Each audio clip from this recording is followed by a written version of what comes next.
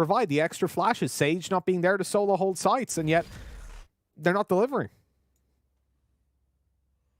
Yes, by the way, it was the Hunter's Fury that destroyed it, 100%. So that's brilliant. That's a new thing for me. All right, I'm glad we're learning things. That's what we're here for. Well, yeah, these top teams, they show us how it's done. We can try and take it through to our own game. As Patatech looks to try and get some extra information at the beginning of the round. Already Nip looking to show some presence towards C Long. Mixwell straight in with the ult popped. But no knives are flying just yet. Just some more operator shots pop through the smoke. And it's going to completely force Nip to back away. They don't want to have any of this right now. They might not want to. In fact, I don't think they want any of this map anymore. They're starting to really regret how this veto went down. David P opening it up onto Kree, and look at the confidence that's in play. They're even going to just go through on an ult, or at least it looked like it, as Patatech gets a sneaky little flank. The TP over towards their spawn side. Out he goes, loses his life, but it's still a 4v3. Favor still for G2. They've got ultimates to work around, but so too to the NIP side. David P, what is this? An aggressive play if ever I've seen one, straight through towards their spawn. Ooh. And Knife just gives him a haircut on the mustache, and then he's taken down all the way as Ryan finishes it off for him. 3 versus 3, and much more winnable now for NIP. Yeah, this could be what they needed. An over-aggressive mistake from David P, but Piff is still hanging in the back of the site. Ooh. Oh my god, he still gets away with it. Good for one, but it's one and done. Ryan's able to put an end to him. The spike can be planted, but Ardis working his way in. First headshot delivered. The second player he's now spotted out. It's a 2v1, and Ardis just waits for his teammate if he wanted to, but it doesn't even matter. It's Ardis. He's doing what he does best. He's delivering headshots. He's delivering kills. And G2 take it 2-0 here by getting 13-7 on Haven. What an absolutely phenomenal game this was from G2 start to finish. They've come through showing that new patches, nerfs to some of their key agents, they don't give a damn. They're happy to take those wins no matter what, and my god, they're still looking like the giants of the region, Banks. Better showing from NIP than I expected on Haven, but that second half, G2 just woke up. Yeah, G2 looking strong on the defensive side. They march on forward in their opening game with a swift 2-0 over NIP. We'll be heading to a break, and when we come back, we'll be breaking it all down with Freya, Tombiz, and the rest of us.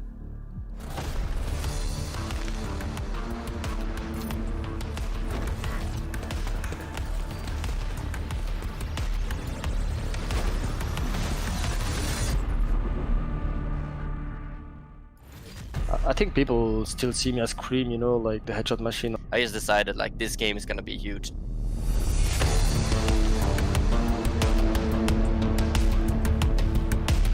I played CS GO and basically CS 1.6 before. I spent almost probably 15 years. What's Treadstone? A Soviet control program was designed to create human weapons. I was confused at first. I finally know who I am. När du ska prestera ditt bästa kan små justeringar göra stor skillnad. Varje rörelse, varje vinkel. Och när du rakar dig är det ingen skillnad. Gillettes rakhyvlar är utformade för att anpassa sig till ansiktets konturer. Så oavsett vad som väntar får du alltid ett perfekt resultat. Gillette.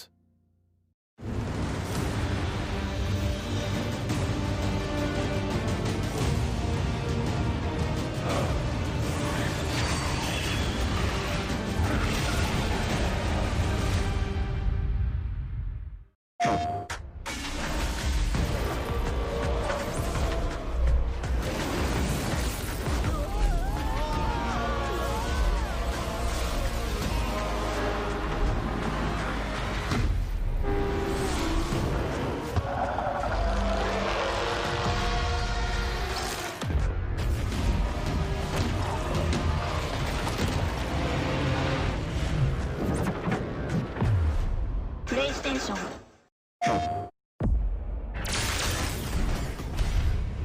Avengers. Oh, sorry I'm late.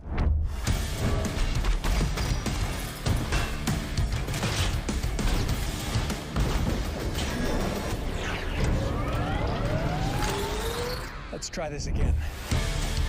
Marvel's Avengers, available now. PlayStation.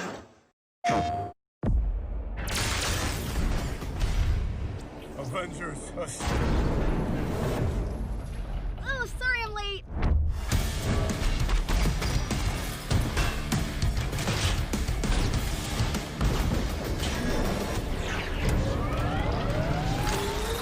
Let's try this again.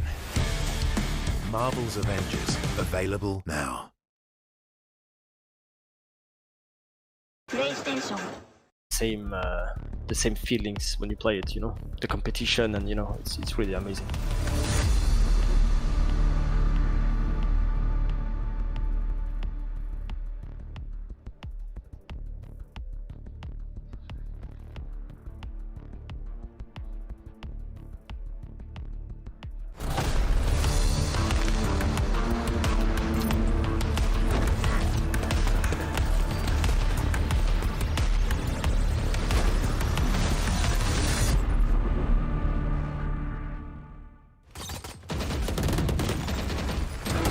One more side, right side, nice. Man, yeah, what? Bro, see that? I killed the What are they doing, man? What are they doing?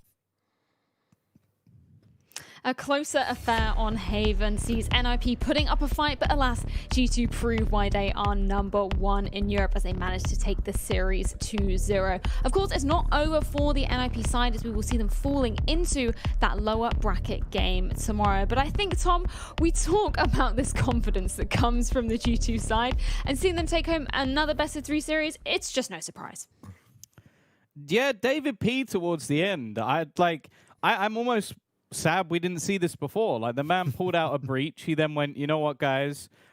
This agent, you know, it's in the game. You flash for your team. You set people up. You get them into aggressive positions.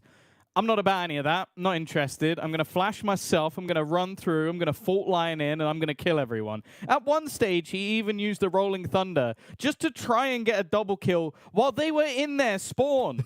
The man did not care, and this is the confidence that G2 have. They just come into a match. The second you show any sense of weakness, you're dead. Exactly. I do want to pick up on that agent that we saw coming out in Breach, James. What did you kind of make of that, seeing him come out in this game? Oh my, I just remember those moments at Long, right? You're looking at Long and both breaches are just flash, flash. Everyone's trying to push forward. No one knows where they're going. No one knows what's going to happen next. It's going to take a little bit of refining, I think, right, on how they approach it. Because I think at one point, I think we saw 5 flashes thrown out within the first 10 seconds of a round. And I was like, you didn't really gain too much of this, guys. So there may be a bit more the strategical side of things that needs to be done with it. But overall, it was entertaining. David P is showing us that there isn't just a strategical slow way this needs to be played, like you were pointing out there, Tom. And I got to say, you heard it just on the comms before we came back to this. All I hear from Ardis again is, bro. Like, he was loving life. It was absolutely incredible to see. And I think that goes to say, you know, we've been talking about it all day long, that confidence that comes out from G2, you can never underestimate it. But I don't want to be too negative on the side of NIP, because James, on that first half, you know, they did actually make it close. And it was super surprising, considering it's a map that we don't usually see them do that well on. Yeah, this is the thing, right? You can see improvements have been made. You can see that they're starting to look a little bit better. But you just feel like once they get a few of these rounds together, you need to keep that momentum going, because as soon as they drop one, or as soon as they get into a round where it's like, oh, we should have won it, but G2 pull out the bag, you can see it, right? We've got the benefit of having their player cameras here, and you're seeing those heads drop a little bit. The confidence is not quite as high when it comes to NIP, because at one point, I could realistically see that it was like, wait a sec, we're going to a third. Split could actually be on the table. And then G2 just did G2 things. That 2v5, was it, that Mixwell pulled off with David P was just incredible. That's the thing. You really just can't counter some of those players that come out from G2. But actually, we do have an opportunity to speak to one of the players from the NIP side. It's, of course, Fearoth that's going to be joining us to talk about it. Commiserations for you guys after that match. But I do want to talk about, you know, some positives that we saw from map number 2. It's a map that we don't usually see you guys being so comfortable on. What were you kind of doing in that first half to make it so close? Hello. Well, we played together a bit more than the first game, you know. We did things together, and I feel like the moments where we were the most dangerous is when we were eco, playing together, 3-4 guys packing up together and going in, you know, full ham, full, like, no fear, nothing. You go there, you kill this guy, you go back, you kill someone else. So yeah, we played a bit more simple, grouped up, and it felt a bit better, but it's not enough for now. We have to individually step up somehow, and I think soon we will be able to beat them. Well, for me, it was sort of fairly interesting to see how Rhyme was actually playing that map. Obviously, we've had the new sort of addition of Breach, and it was almost like you were using Breach as somewhat of a lurker on the attacking side, which was not something I really expected, I guess. Like, there were 4 of you on one side and him trying to make plays on his own. We've sort of talked about that agent as being, like, setting people up. Like, that's how we've looked at it from an outside perspective. Is this something you're testing, or was he just a little bit far away from the pack? It was far away because it was an individual initiative, you know. The thing we have is that we don't have a set lurker. Otherwise, people are gonna know what we do, like, all the time. So anyone can take an initiative and lurk at any time if it's necessary. So somehow, in some situations, Rhyme was lurking there, and these rounds were impactful. Actually, he did his job. Honestly, he did his job. So he had a good half there, and I think overall he had a good game. Yeah. Now, Firov, okay, you've taken the loss here and you've gone down 2-0 to G2, but you showed us many great moments from what we know this NiP side can offer and deliver. What is the main thing that you guys are working on as a team at the moment? Because we've seen some incredibly high points for you guys, but I know you've been going through a lot of adjustment with the team at the moment. Our main focus right now is very individual, and NIP is helping us for that. It's like... you know, G2, they're really good at 2 things, taking space individually and clutching. So after plant situations, they're really good at it. And that is what we are not so good at right now. Like, we are good at the rest, of course. We have a very good team dynamic, to be honest. But individually, we have to step up on just a few things and it will be okay. So this is our main focus for now. It's like, yeah, go get this space individually, do what you can do. If you have a feeling, just do it and no worries, you know. Sometimes when you play, you should not care. Honestly, you should not care. You should not give a shit, and you should go in, you know. And that works very well. This is what G2 is doing.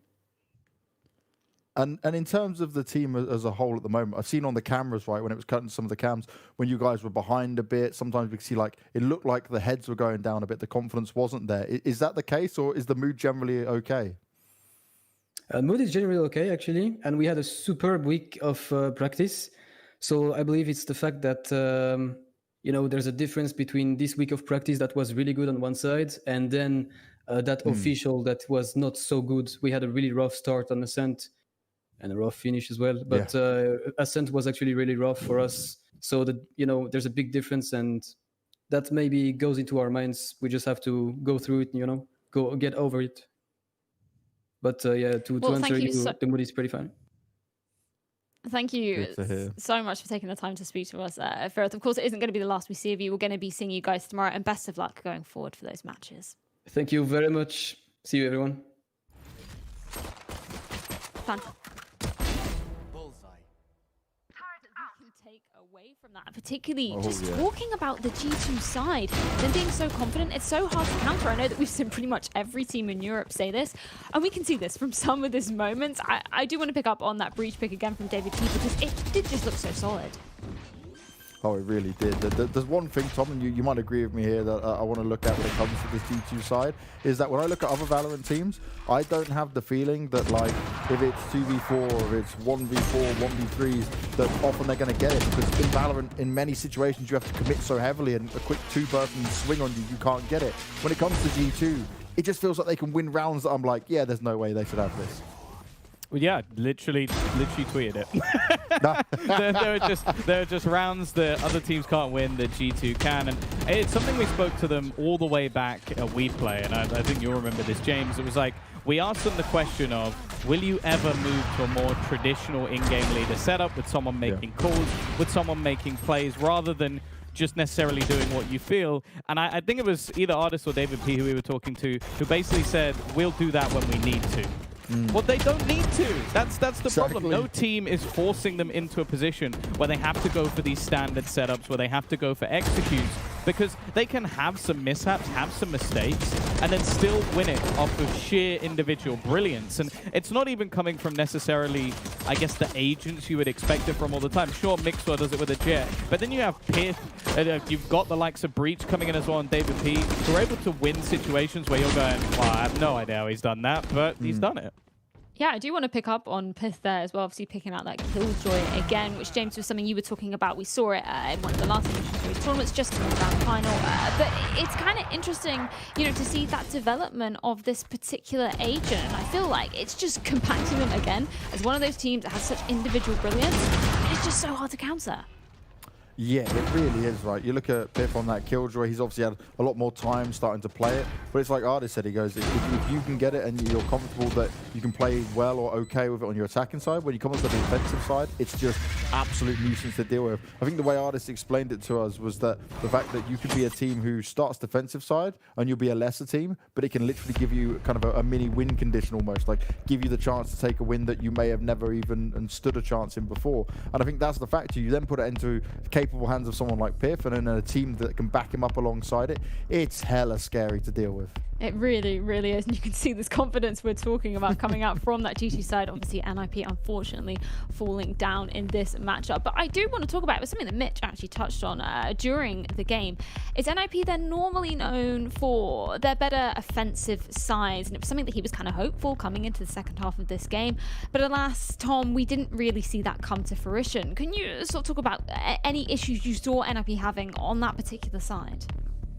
I think in both maps, I think it was evident that Korea was a little bit missing.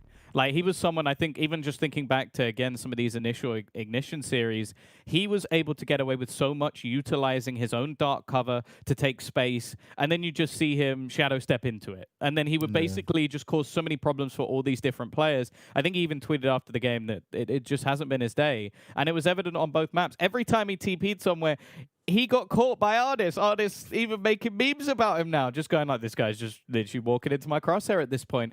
And I think he just got into a bit of a ruckus and never really came back in this series. And it's a shame because you had players like Lucka who, this is the best map he's ever had versus G2. I think other than that, he's only ever had one map above 200 average combat score. So for him to pull that out, a 280, it's not bad at all. I think he was the best in the server for the last map. And still get banged that hard, you know that some of the other pieces were missing for this team.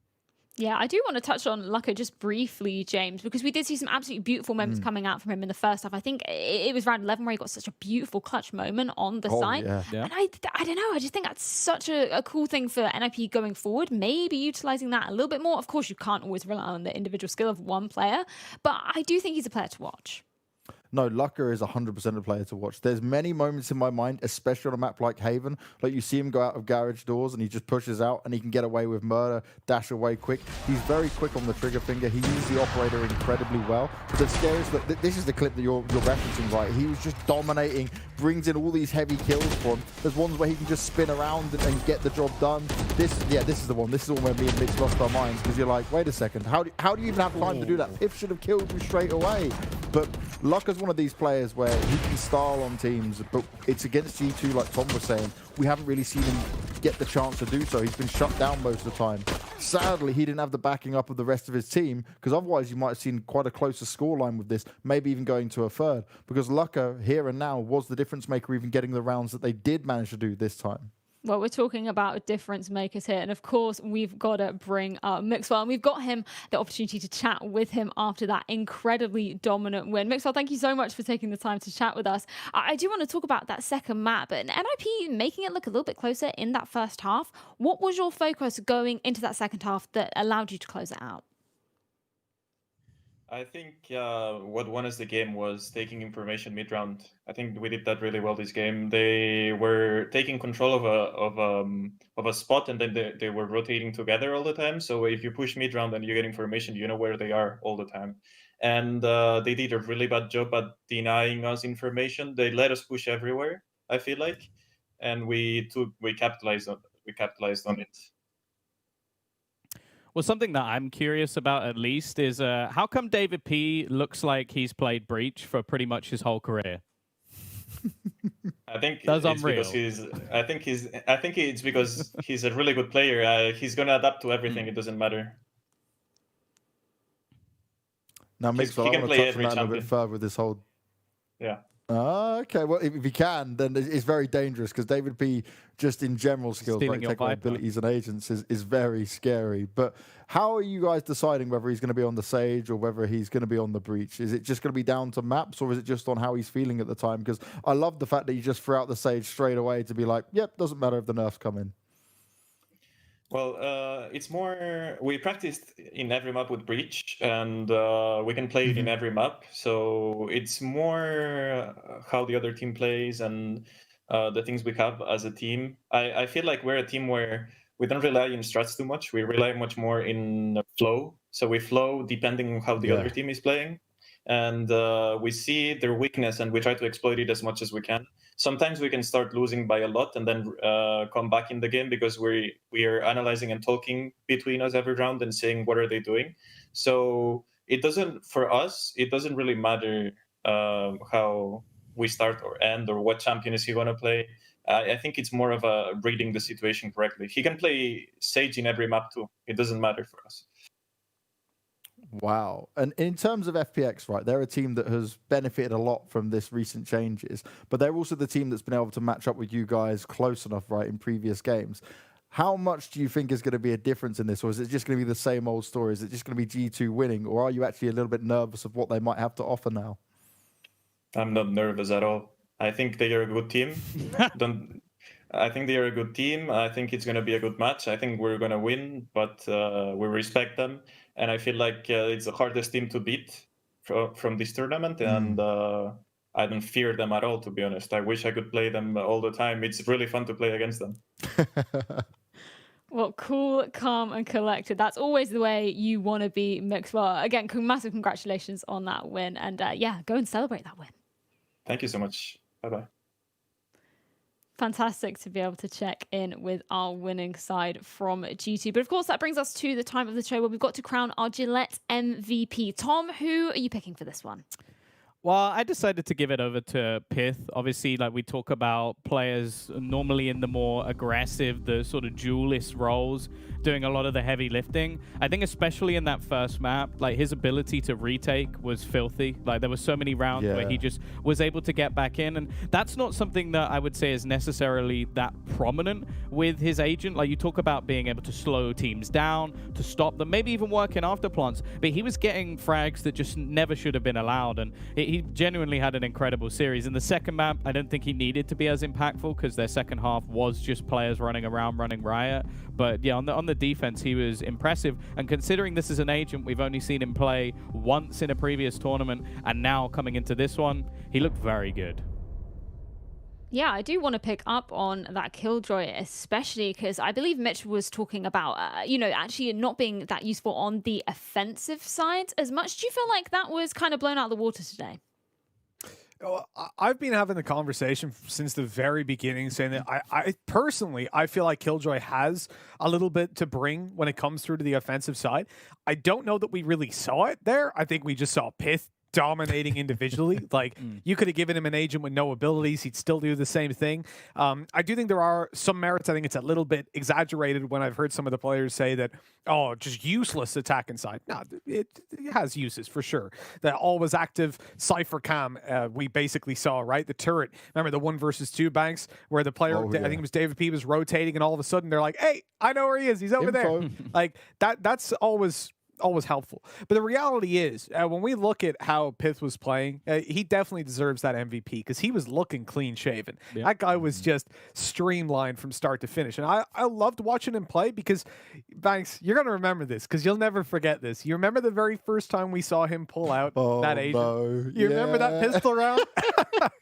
And he comes through, he put double nano swarms on Ascent underneath Heaven, and these players went in, tucked under. I think he got a 4K with nano swarms. It was filthy. It was disgusting. And since that day, I was like, I want to see this guy picking it every time. Legit. This is what he has planned.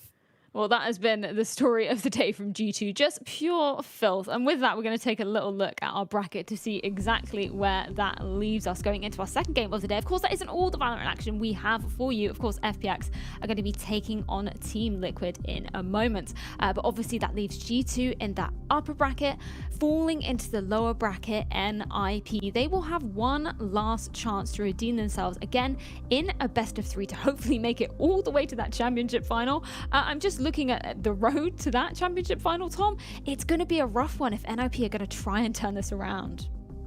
Oh yeah, of course, but as we've said, there are no easy games within this tournament, so it's not like we can talk about G2 now having a nice, comfortable road all the way to the grand final. Granted, it's a little bit shorter of a road, but ultimately they're still going to have to beat all of the best teams to get there. Except unless, I guess, if Liquid lose both games, then maybe they don't have to play them, but if that's the case, do they really deserve to play against G2? That's my question. Obviously, I'm hoping the boys come out, the boys in blue manage to do some damage here, and well, that is the next match coming up. I think that's going to be a banger. I hope it is going to be an absolute banger indeed. Now, I know we may have a little bit of a split desk for this one because James, you're airing on the FPX side, aren't you? A bit of a fanboy.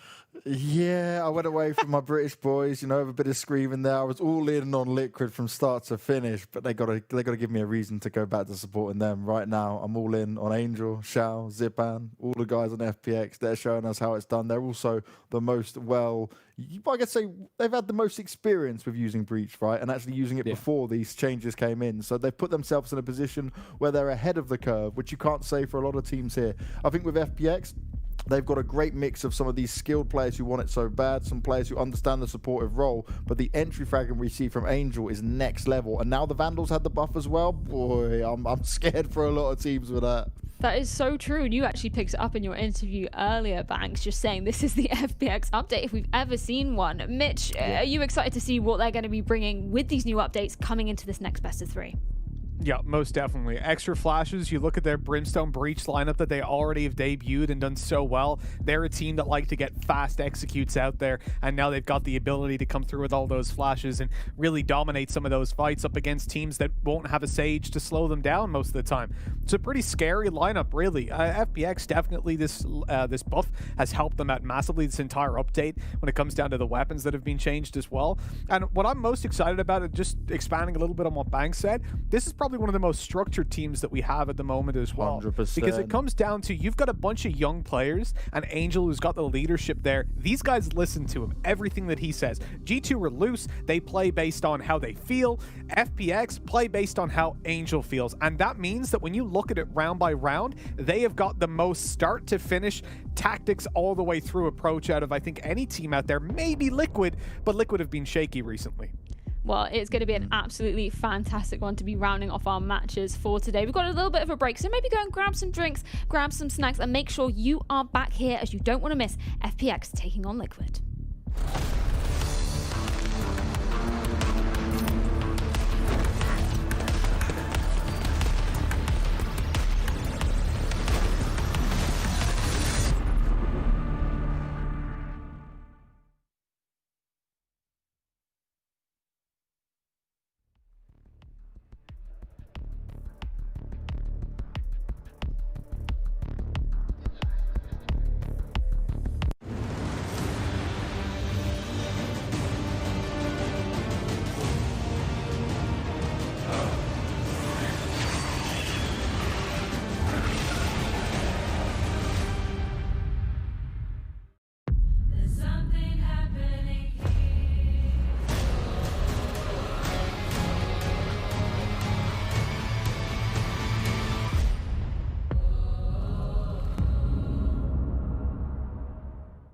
När du ska prestera ditt bästa kan små justeringar göra stor skillnad. Varje rörelse, varje vinkel. Och när du rakar dig är det ingen skillnad. Gillettes rakhyvlar är utformade för att anpassa sig till ansiktets konturer. Så oavsett vad som väntar får du alltid ett perfekt resultat. Gillette.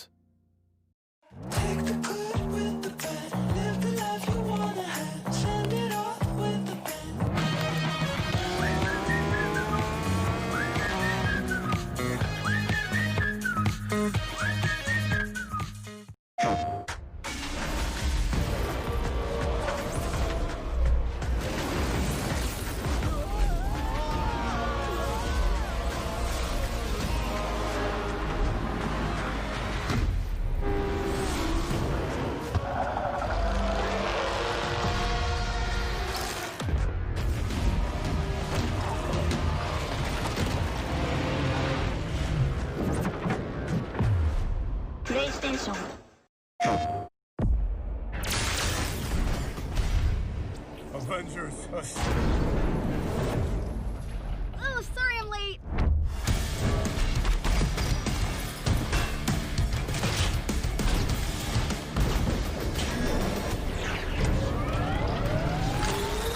Let's try this again. Marvel's Avengers, available now. PlayStation.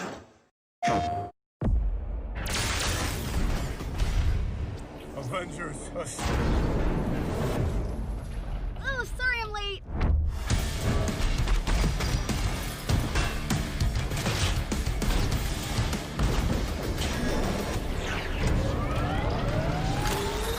Let's try this again. Marvel's Avengers, available now. PlayStation.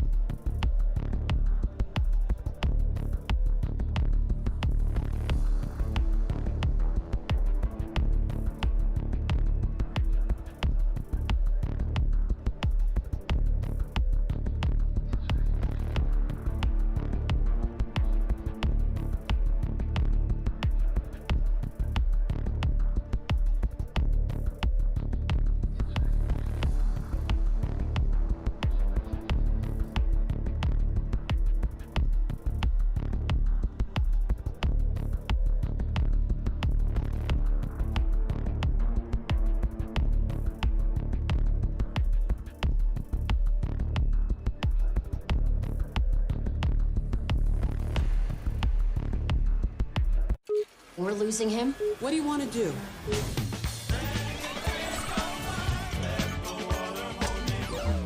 Ew!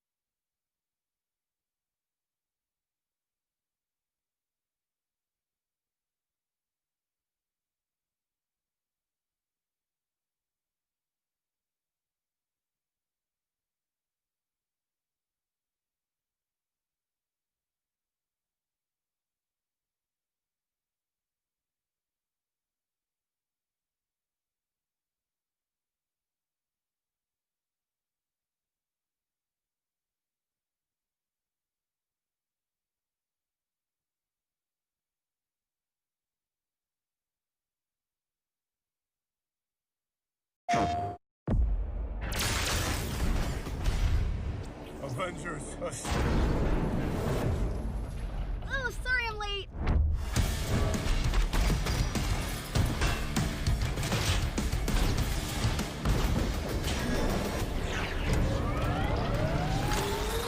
Let's try this again. Marvel's Avengers, available now. PlayStation.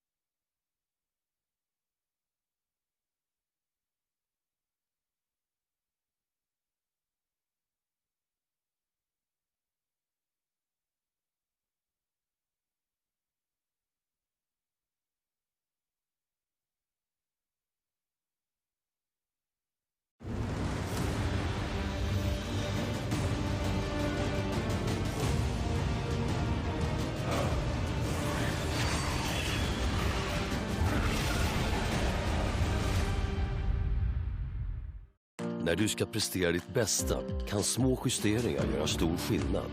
Varje rörelse, varje vinkel. Och när du rakar dig är det ingen skillnad. Gillettes rakhyvlar är utformade för att anpassa sig till ansiktets konturer. Så oavsett vad som väntar får du alltid ett perfekt resultat. Gillette.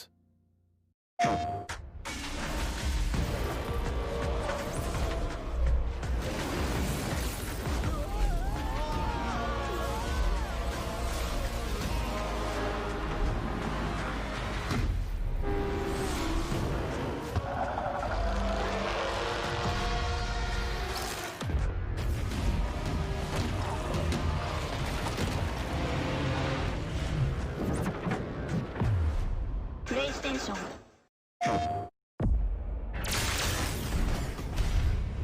Avengers. Oh, sorry I'm late.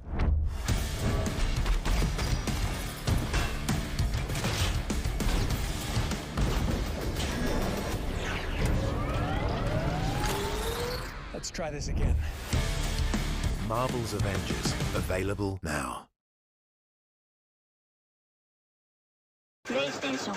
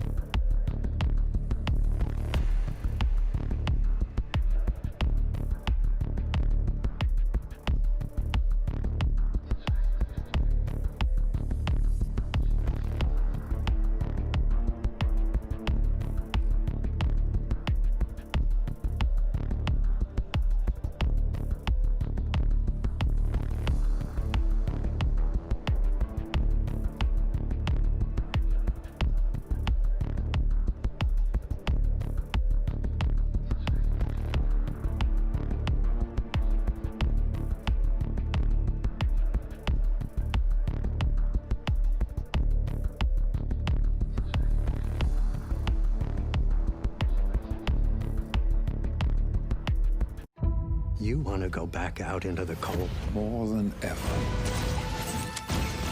The past is written, but we are left to write the future.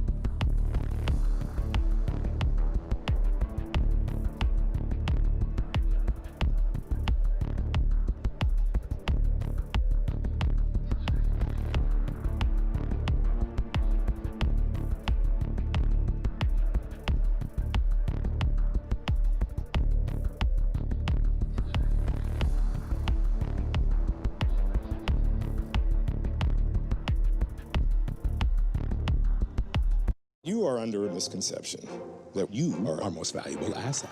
You are not. Oh my God! Who do you think you are? I'm Stormfront. I'm the new girl. Noted. What do we do now? This is a war. We're gonna take her down.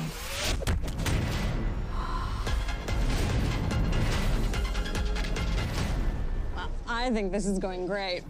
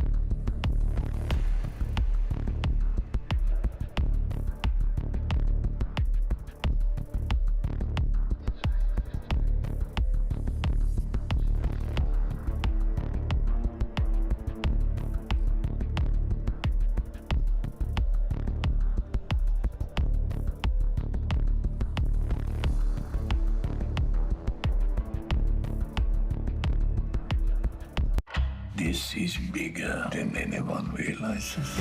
How did Nazis get into the States? This is the greatest mass conspiracy in our nation's history.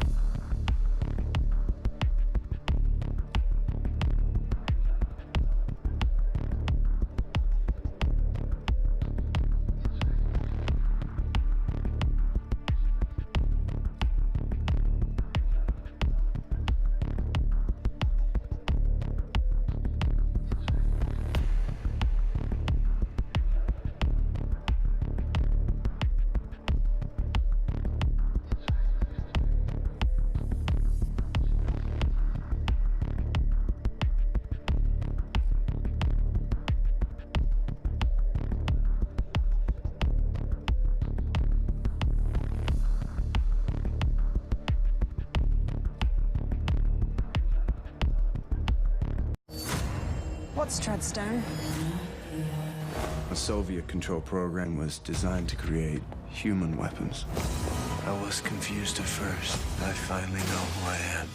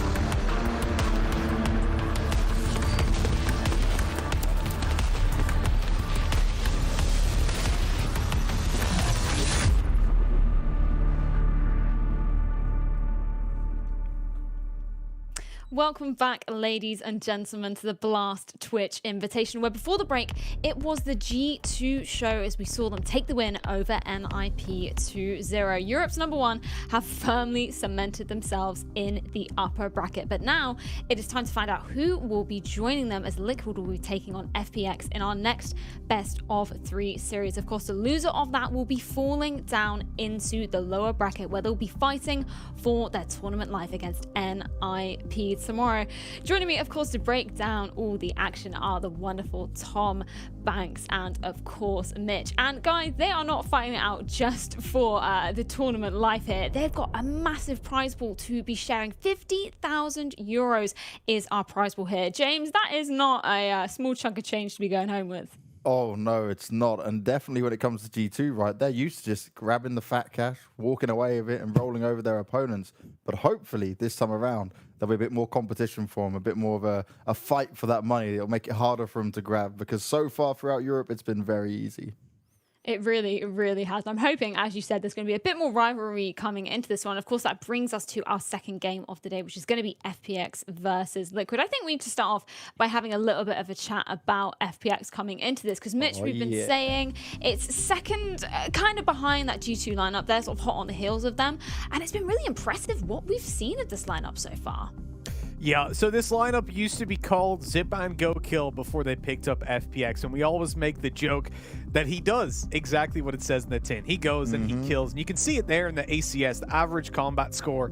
It is pretty phenomenally tilted in his favor. And honestly, 261, I think it's even higher than that in a lot of the games that we see from him. Like, those are the quiet games where he steps into the supportive role, which is rare. But when you see him on the Raze, he dominates these fights. This is also a lineup that is future-proof. And what I mean by that is these guys came into the previous tournaments, they ditched the Sage straight away. They didn't give a damn. They were going on to the Brimstone. They were ready for an update like this. Whether they knew it was coming or not, I don't know, but it has certainly complimented them, as James put it, the FPX update. And now we get to see what they can do against what has been recently a pretty struggling Liquid. That is the question, isn't it? And I want to hear from you, Tom, as well. We've got so much to talk about with this FPX lineup, but specifically with the update coming into this tournament, as James, proudly put it earlier, the FPX update coming into this.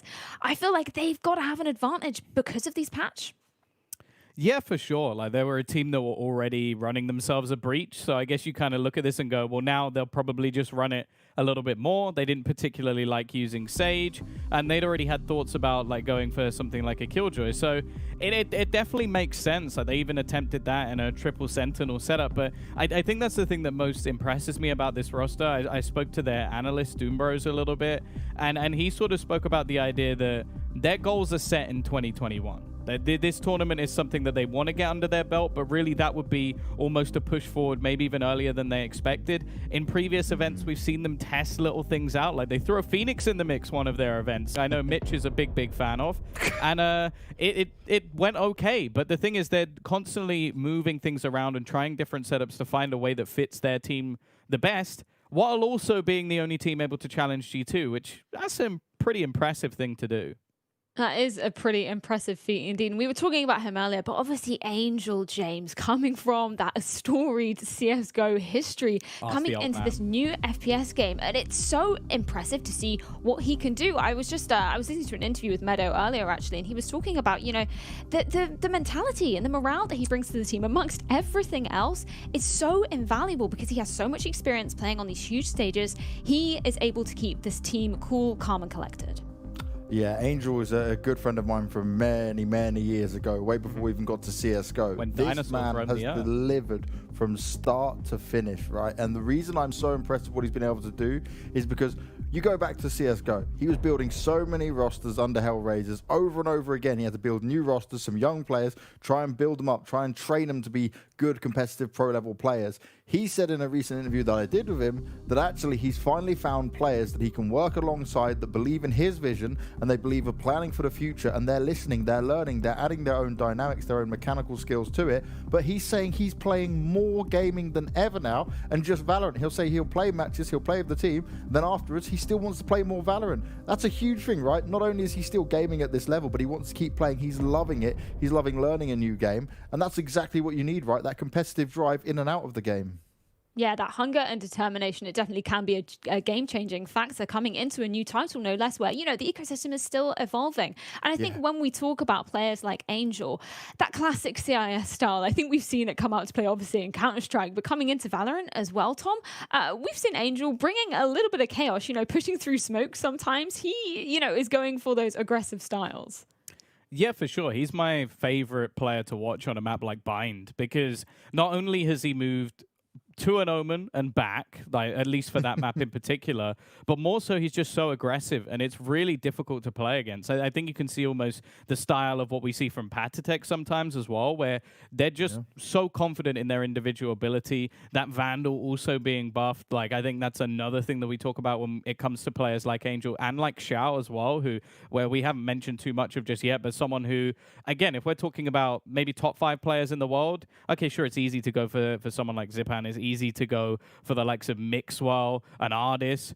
I would put Xiao in that bracket as well, though. The kid is amazing, and he's also adapted, because you have to remember him and Zipan played exactly the same role when this team was put together. Xiao took the back seat and still outfrags most people in the server. He's a ridiculous youngster, and you can see it on the screens right now. He's currently moved over to a Sova, but that wasn't his initial pick. He was a sick Raze, still comes in dropping insane stats while playing an agent that wasn't his priority.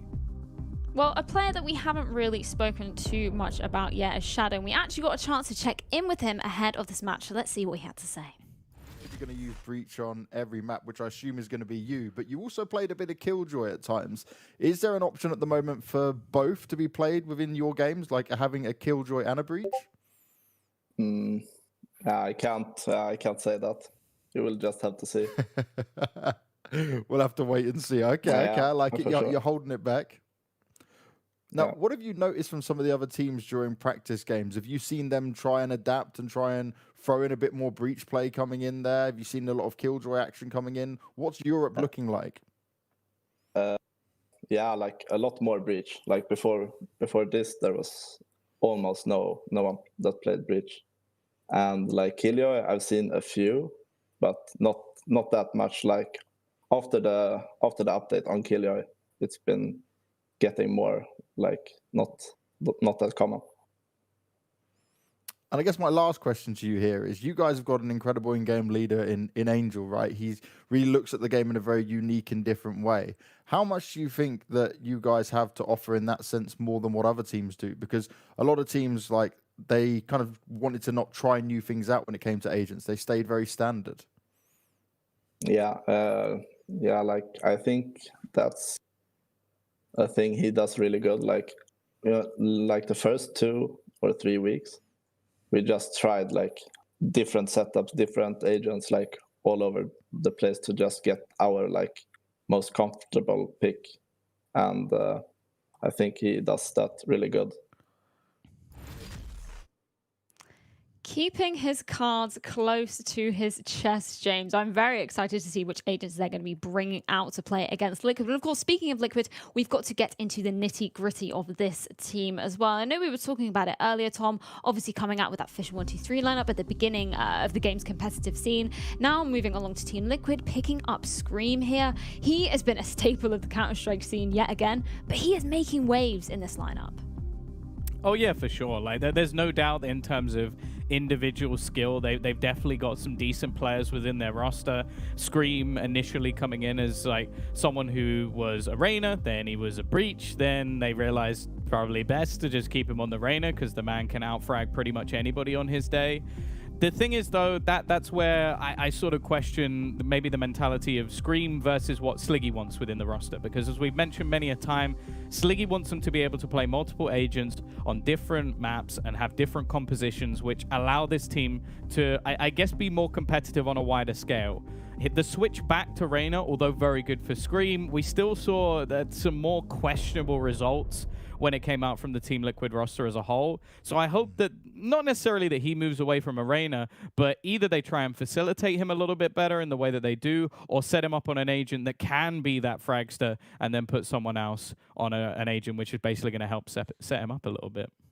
Yeah, I think that adaptability is really, really key coming into it. And I like that you picked up on some of their recent results here, because at the last Ignition Series event, we saw them placing 9th to 12th, Mitch. It was a pretty rough showing for them. I know you were pretty disappointed about that one. He cried. Yeah, He cried a lot. Well, we were actually going into another game, and I managed to catch it over on Scream's stream, which completely just blew my mind. The games that they were having, I think it was Skade that knocked them out, and it was unbelievable. Okay, they lost 13-11. It wasn't like it was super one-sided, but geez, that was one hell of a game for them to lose. They lost to Bonk as well. It was a really disappointing tournament for them. And okay, you have the excuse going through that it was best of ones. And we know in Counter-Strike, which has obviously been around a lot longer, I think it's more stable in terms of, you know, predicting who's going to beat who. And even then, we don't like best of one formats because we say, well, anyone can beat anyone on a best of one.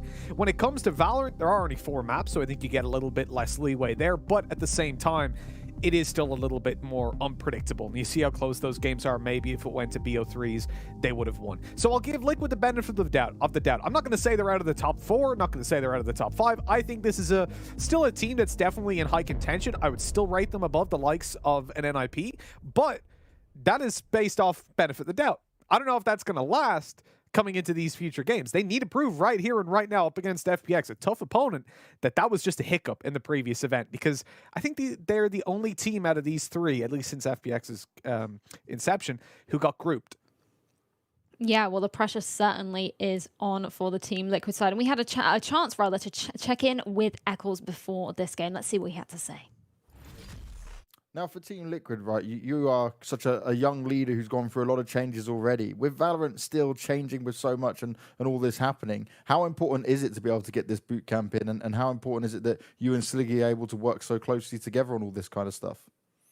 Well, Sliggy's not actually here at the moment. He should be coming soon. No! But yeah, but once he's here, yeah, it will help a lot, because especially with Valorant, I feel like boot camps will be needed, especially during like meta changes. Like right now is the perfect time to grind out loads of practice so you get ahead of all the other teams and like work out things like with the new agents that are now stronger.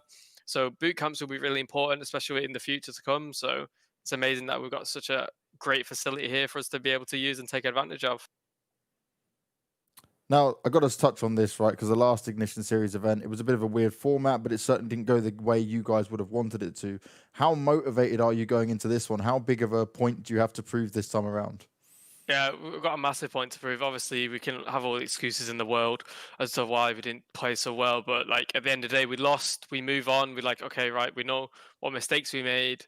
We know the reasons why we lost. Now it's just like, okay, let's just come out of this event and just come out and win it. Like we've got a new comp coming out. Everyone's super confident on it. It's bold. It's super confident. Everyone's like feeling good. We're at the boot camp, so I feel like everyone's in a good place for us to take this event home and get back to winning ways. Confidence coming in there from Eccles. And Tom, I know you had a chance to actually chat with Sliggy, I think it was, before coming into this tournament. Was there any kind of key takeaways from that conversation you had? I wonder if their comp is going to involve very few Sentinels. That's the only thing I question, because I think they're going bold. I think this is going to be aggressive. I think it's going to be exciting, Freya. And honestly, I really just can't wait to get this one started. So can we move things along a little bit, you know? Well, you know what, Tom? Is that possible? Your wish is my command. We're going to be throwing it to a quick break, but when we are back, it's going to be Liquid taking on FPX in our final best of 3 series of the day, and you don't want to miss a second of the action.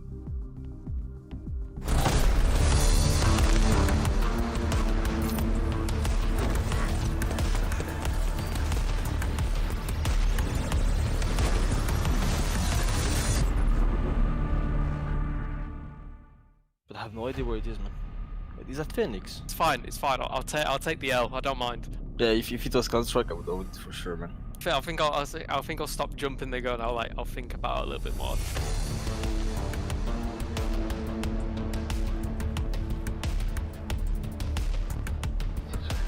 I feel like I've got good map knowledge. I should. I fly around the maps every day on practice, so I'll be pretty disappointed if I don't. I reckon I'll beat Scream. I feel like there's this thing on every map, man. That's Haven. I like this kind of, to aim, to practice your aim. That's Haven in the Defender spawn, I'm pretty sure. No, this is not in my mind right now, man. Yeah, I'll lock in Haven. I'll lock in Defender Spawn to the left. Oh, actually, I will say Haven. I will say Haven. Like the defense, Spawn, you know. I was right. I knew it. I was a bit worried there for a second. I had no idea for this one. I'm just gonna go off my instincts every time. It's definitely bind. It's not split. I want to say like towards A short. Once again, I have no idea. It's hard, man. This game is hard, man. Attacker side of A short on bind. I think I'll go for bind. In the area where like there's a bathroom, that's it. I mean, there's the TP, but that's not the answer, man. Oh, in the back of my head somewhere, it's like that's on bind, like in this position, and I'm just going with the flow. Okay, this has to be split. I recognize the texture. That's on split. Attackers spawn to the right. I'm really confident. I'll lock that in straight away. I think. It's split for sure. I'm pretty sure about that, man. Yeah, color scheme, giving it away. I feel like I've seen this poster before. Like all that metal is like all of a split on the white walls. Let me say A side on split, like on catwalk. 100%. I'll lock that in. Yeah. That's not on catwalk, man. Elbow. This is an elbow. Oh. Yeah, I've never looked up there on elbow before. I wouldn't know. Okay, this is easy, man. Can I get it straight away also? It's Ascent on top mid. That's my answer. Yeah. That's Ascent top middle. Well, when you think you know. Like I'm confident on it, so I knew it. I think there's only one map where there's a tank. It's bind. I'll definitely say bind. Oh, that's bind a short one by the truck. I'm not losing that. I'm not losing that. Hey, let's go. I'll take 80%. I'm pretty impressed that I got 80%. It's difficult. It's difficult. The next time I'll watch everything on the maps. Like.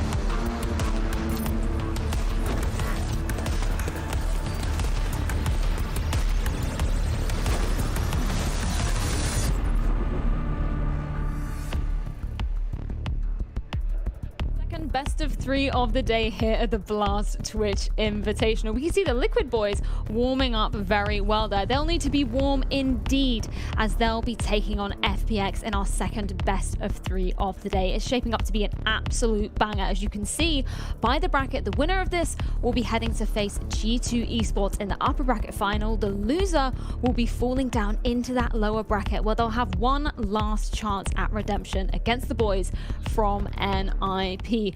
Of course, I've got the wonderful Tom, Mitch, and James joining me up here on the desk. And I think we need to jump right into the map picks for this next best of 3 series. James, I'm going to throw it your way. Any speculation to where this might be heading? Well, when it comes to the map picks for these guys, right, we know how much FPX love a bit of bind, but when we go further on from there, and well, there you go, look, we're going to get some bind in for it, FPX picking it out. Split coming out from Liquid as well. I'm a fan of seeing it, and Ascent as a decider, that's scary if it gets there for Liquid, but I guess they could have worked it. They have not played it many times in official. In general, they've just avoided it and been able to get away with the rest of the maps in play. Interesting stuff. What are you thinking, Mitch? I feel like this veto has definitely gone in FPX's favor a little bit. You know, coming into map number 1, or map number 2, excuse me, they're going to feel a little bit comfortable having the bind in play. Then when you move over to the third map as well, Ascent swings in their favor for me as well. So really this is down to winning out Split and then trying to pick up another one of the others. If Liquid lose this first map, I think they could be in a lot of trouble. Yeah, and of course we're going to get our agent picks underway. Tom, are there any particular picks that you're expecting here? Well, firstly, we've got no Cypher straight off the bat, so I imagine that's going to be the thing. I'm looking at Eccles, though. Oh, okay, Phoenix. Now we really are getting spicy. We do not see Phoenix in EU. This is a very much a North American pick. Like, it's something that's not very often seen, and the reason is, especially now, Breach is really overpowered. So to see them actually going in with the Duelist, this is something that the coach of FunPlus has specifically said, you do not need to do anymore. You do not need a Duelist with flashes. So to see it come in for Liquid, this is a clash of almost mentality going into this match. Oh, sense. oh. Are Okay, they going to so run those smokes? We're getting a lot of flashes straight away. That's a change of Eccles moving off an Omen as well. Team Liquid really mixing things up on this one. You know, I'm What interested. Scream playing? Is he still playing Reyna? Yes. Oh my god. Go on, Scream. What is this? So we've got no They've got no smokes on a map smokes. that's fairly choke pointy. I'm not against that. They'll be able to actually go through Okay. for a lot of duels using the flashes. That could be an interesting comp to watch. It's going to be spicy indeed. Of course, we can see FPX making their Asian picks as well. Any surprises here for you, James, so far? No, it's all pretty fairly standard stuff, and it looks like it'll stay that way. I guess I'm going to see Shadow on his breach, and makes the most sense with it all. Go on, give it to us. Yeah, there we go. So for FPX, it's not like a whole world of difference in there.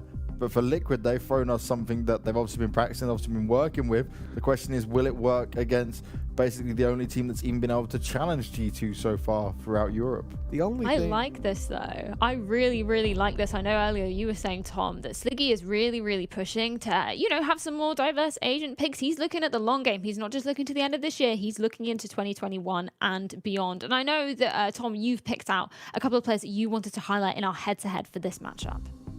Yeah, I think this one's going to be all about the in-game leaders. You've got the young gun in the form of Eccles, who it's well, you can see next to his name, it currently shows an Omen, but not today by the looks of it. And then Angel, who is the man with all the experience behind him. Again, from Sliggy's mouth himself, he said if they're going to win this tournament, it's going to come down to the calls. Now, of course, with all the changes being made to their roster, I can see why, because they're going to be very execute heavy off the back of flashes, setting each other up for opening picks.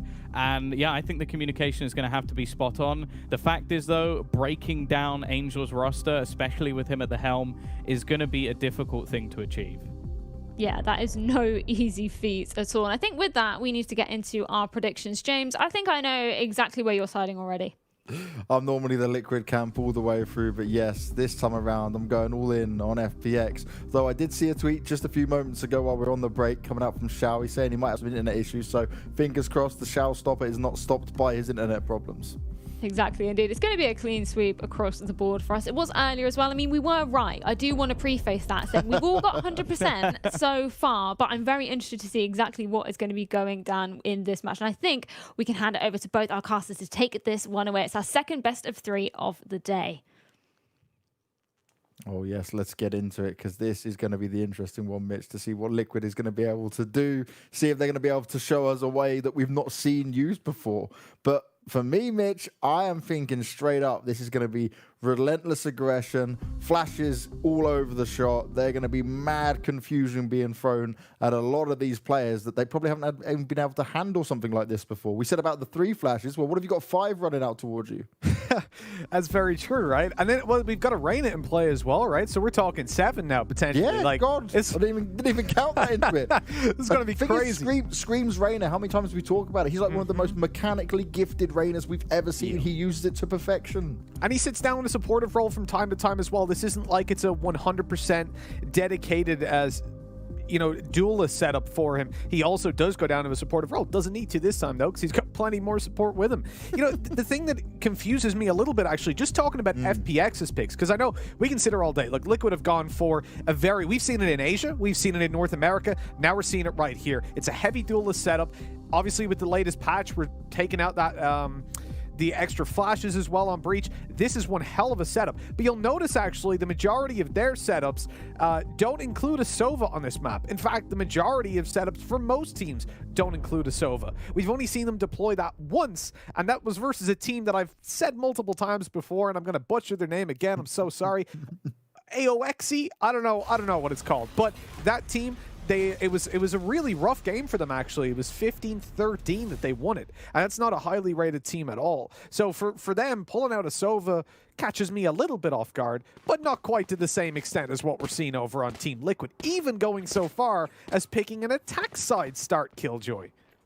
Now, Mitch, I've got to ask you, mate.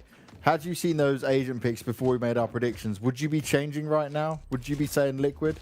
No. Or are you still sold on FPX? No, I'm still with FPX. FPX are going for a more tried and tested with a little bit of a mix-up due to the update. Liquid are going a hats-off craziness. I don't know if this is because of the results they had in the previous tournament, but straight away, Solkis, he wanted to get aggressive, and all the flashes in the world couldn't help him avoid those bullets. Yeah, maybe not the flash start that Liquid were planning for there, but it did go in FPX's favor, and they didn't really take too much damage. Angel's been tapped up a little bit, but he can just back away, he can chill, he can keep it going for now. Overall, for Liquid, you're down a player, and you really haven't got too much information to play off on early on. Scream's looking to push on forward. Angel's keeping his distance up with it. He's going to be able to spot a couple of them crossing over for now, and he can just reposition himself. Still enough bodies over towards the A site, and we're going to see one player rotating over already.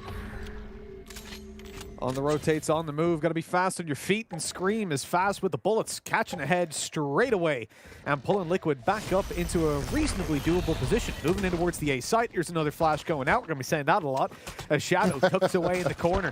He's hoping he can get away with this, buy a little bit of time for his teammate. Nade could be coming through any second now. Zipban already catching an opening. The boom bot coming through, and Nade, he wants to throw it, but he was scared of being pushed up close. He's going to clear out elbow with that. Good damage. Actually denies the spike plant and takes half HP away from Eccles. That is huge in a pistol round especially. Scream's got to go for the heads. He's the one-tap machine, the headshot machine, and it's not happening for him. Taken down straight away, and with Eccles being so low, it's an easy finisher for Zipan. Zipan go kill. It's not a joke, it's not a meme. He's the real thing when it comes to playing this game. Backed up alongside the rest of FPX, and they get off to the start they wanted here. And the good thing here, right, when we look at what FPX have done, they were ready for this meta change. They're ready for things to go out towards them. But when Eccles told me, right, Mitch, when we're doing the interview, and he says, oh, we're going to throw a curveball your way, you won't expect it, I could have never predicted this. Now, yes, it's only the pistol round that's come into play, but you know how well thought out Liquid are as a team. We see their executes on maps. We see how strategical they can be with how it all plays out. This kind of play we've never seen from them before. So everyone can be guessing. And even when I was speaking to Shadow, he was saying, we haven't really practiced against many of the teams in this tournament, so we don't know how they're going to play it out yet. They've been playing against, say, the other teams like lower down on the rankings. So there's a lot of the unknown for everyone right now. Yeah, look, 100%. I'm always going to be critical of the likes of a Phoenix. I think he's a pretty useless agent, especially with the patch now for Breach, even more so. But the reality is, I'm going to give Liquid the benefit of the doubt, because, sorry, but Sliggy knows more about this game than me. Oh, hell yeah. Pretty much anyone. So I'm not going to come in saying they shouldn't be doing it. What I am going to say is I want to see what they're going to do with it. I'm interested, because to me, there are better options. Now, let's see what their decisions are and what they've decided to, you know, pick this for. Straight away. Okay, a little bit of control down middle. Now, Xiao playing in towards this agent is not typical for him. We've seen the Sova, definitely, but not necessarily on Split. In fact, all the games we've cast, Allied Odyssey, or any of the other Ignition events, he has not been playing a Sova when it comes down to Split. Most teams haven't. So, I'm curious to see how that's going to be playing out for him. It's already gained info and pushed the attackers back quite a bit. And a great nade by Zipan gives them a couple, not only the kill, but a couple HP points ahead. Raze is so dangerous when it comes to Split. These tight corners, these choke points. Xiao just wrecking Eccles there as he goes his way up the zip wire once again. 2-0, very clean. No problems at all. No pressure being applied massively just yet. But this is the round what it all comes down to. How is Liquid going to play this, right? Because looking at their lineup, you expect it's going to be fast and furious, but I think there's going to be a lot more depth to what they're going to be able to show and what they're going to be able to offer here. And you've got to remember, right, most of the members, other than Scream and Sliggy, are currently at the boot camp with Liquid right now. So they're all there in the Netherlands, I believe it is, for Liquid, and they're in a position where a lot of teams don't have that luxury to even be in a boot camp, to even be that close to each other, to be working on things as a team. Look at this. Solkis is loving the blast packs. Getting up aggressive, this time into heaven without being shut down, which is the benefit. Those skins look so trippy. I love the operator. Gorgeous on Mixwell's green one. Looks so damn cool. Now, good use of the molly there from Angel. He's going to keep him at bay for now. Oh, he pokes up into it. He sprays out the Vandal. He gets away with two. He should have never been able to get Scream, but they weren't able to finish him off. You see the weapon switch comes over because Angel's incredibly low. And remember, with no Sage in play, there's going to be no heal-up offered to him. But Zipan walks out straight into the clutches of Cryptix. Head ripped clean off, and they're trying to make these numbers work for him. Soulcast, he's pushed himself up on ramp, but he's only been able to get this far. He's been here since the very beginning of the round, and Xiao seemingly might be aware of it. Oh, now he definitely is. Smart little jump peek. Gorgeous work. I love it. There's the recon, clearing him out. He knows he's behind the box at this stage. He's just going to cross over, get an angle where he can escape, right, if they do start to push on through, especially when you still got the Phoenix up, or probably more importantly, the Raze, who hasn't used her nade up, but now he's been spotted. Time to run. Nade's coming through. Shao realizes that, and he's away. Going to try to cut them off as they move to the site. He spots it. Look at this little cheeky little spot. So smart. I love it. So he's seen them now. He knows the player in heaven. He knows they're pushing out the ramp, and here comes Shadow. Goes through on the stun, the fault line, and he finds a couple faults with this offense. Solkis left alone, and Angel comes through to find a third kill in the round, even on his 2 HP. Trading out his teammates. Really nice setup there. They have a player on site, defender spawn, and in heaven with Angel's rotate. There was no way Liquid got away with that. This opening duel, though, what the hell was that by Angel? You see the confidence this man has with the newly patched Vandal. And this is it, right? The hours that Angel's putting into the game, the fact that his weapon that he loved when a lot of players weren't willing to pick it up, he believed in it, being the entry fragger of the team as well. Another solid round, another lockdown round coming out from FPX, because Liquid, they may get close to the site, but they're not getting that spike down anytime soon. Now, sadly, just pistols for Liquid in this one. It's more about what damage might they have a chance of doing here. Smoke's going to be put on the ground as well as Zipan gets the boombot out. Angel just tapping away, making it work for him. Continuing to get some additional kills up there, and he's also got his ult fully charged. Cryptic's hoping the turret might be able to defend him a little bit here, but it doesn't matter where Liquid are pushing. FPX are just ready for him. Yes, you've got lesser weaponry, but right now, FPX aren't giving you even a little bit of space to try and get anything done. Sadly, the turret not quite helping out in any of those fights. And so we go 4-0. A very strong start. And remember, this map tends to be quite defender-sided. You can see a reasonable 7 rounds over in favor of FPX, maybe even an 8-4 on a really strong day. But my issue, Banks, is we're talking generally, right? Yeah. Now, we have to take into account the patch. You've obviously got much more to work with when it comes down to the breach. That should make every map a little bit more accessible to attacking sides. And when you're coming in with a triple flash setup, well, I expect you to be able to push a site. So this is a lot of pressure on Liquid to make this one work. And again, if I'm not mistaken, this is their map pick, right? Yeah. So Liquid picked up into this, and this is a map that we know FPX can play. Do you remember that game against G2 in the semi-finals of the last European Ignition series that we covered? It was nearly going in favor of FPX. They were so confident and dominant on it before this patch came in. Yep, it was literally one round. I remember where they overextended a little bit, gave those opportunities back. If it wasn't for that, we could well have seen them take it. And considering that, right, Liquid have gone for this way more attack-sided comp. They've gone for something that should give them a lot of entry potential, and they've picked this map. They need to be winning. They need to be doing well on the attacking side. There's no excuses at this point, especially considering their experience at the last event. They do not want this to compound and start to roll into what we kind of expect from Liquid in a tournament. Because at the moment, they're in that top 4 bracket. But if they bomb out of this tournament, I don't think they'll be there anymore. Or at least they'll be right on the edge. Now, interestingly enough, Mitch, what do you make of the whole Cypher over Killjoy and defending starting side here for FPS? For me, that's like their go-to, right? They're not changing it up, but more teams were saying, yeah, we expect this to happen. Well, that ult's coming and it's perfect. I'll come back to that, Mitch, because Angel is getting it done. Even takes down Eccles as well. Liquid get absolutely smashed. Soulcast is on 4 health, and we still got 5 players alive for FPX. Soulcast surely just going to save.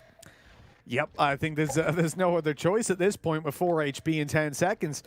You know, just going back to that point that you were asking about... yeah, we got time now. Let's go for it. By taking the Cypher. So, I'm with this. I'm 100% with this because we know that Angel doesn't like the Killjoy. The chat that I had with him. He told you. Yeah, he is not a fan. Oh, Solkis, you're in trouble. He's tucked away. He should be fine, yeah. So yeah, Angel was saying he's not a big fan of Killjoy. He thinks it's next to useless on the attacking side. So unless that changes and unless Meadow felt like he could comfortably use it, you're not going to see that change up. And I respect. Stick to your gun, stick to what works. And at the moment for Meadow, I think the way he plays as well, moving into a very rotation heavy. So his flanks are generally on the attacking side. He doesn't get too aggressive on defense. But he does rotate quite heavily. But setting up his utility just to lock down parts of the map and using his camera can give him the ability to check the B site whenever he has to bail. Now, if you've got a turret in play, I feel like they can be a little bit more readable. Like, you can be more stealthy and conceal your utility towards B to give you an advantage in a lot of fights. With Killjoy, not so much. It more or less stops any hard pushes, but if they bait out your util, then you're left hanging. And you're not really able to take duels the way he does. Like, you look at his one-way cages over towards the B site. He can see your feet as you run through and take the fights. He does it successfully and scares a lot of players away from pushing B. Killjoy doesn't really have that potential. So I understand why he's sticking with it, but I don't think there's necessarily a right and a wrong at the moment. I think it's very much down to how you like to play and if you feel comfortable on an agent. Well, we know FPX feel comfortable with everything they've got. There's a method to the madness behind everything. We questioned their breach play before the meta came into play. Well, they were one step ahead of everyone. And right now, they're 5 steps ahead of Liquid, who desperately need to get some rounds on the board. They need to fight back in some way. Zipan in a great location here. He's got the back of a shell. You see the play coming in, and, well, that's an ult wasted on the Phoenix. Zipan, oh, he's going to pop the ult as well, but it gets, oh, he still gets linked. Wow. I thought it was just going to miss him. Scream may pick up the kill, but it's still in favor here for FPX. Xiao swings round the corner, and it's all falling apart time and time again for Liquid. They can't get going, they can't get moving, and once again, not even close to the site. Yeah, shut down completely. Scream made it on. Oh, he didn't even make it on the site, did he? Dropped down the rope, and then he just kept on falling. Straight down line horizontally on the ground. This was nuts, actually. Yeah. So he fired that clearly to kill Scream, and Link, I don't know how he died to that. I think he's got to be pretty ticked off when that one went down. But I would be. Look at that start. 11-1 for Angel. We talk about this man as an entry fragger, and now he's coming through with one hell of a starting performance on the defensive side. We've seen him open up A so many times, to the point that Meadow, who we're complimenting, is sitting on B like, I've got 1 kill. Can you let me do something?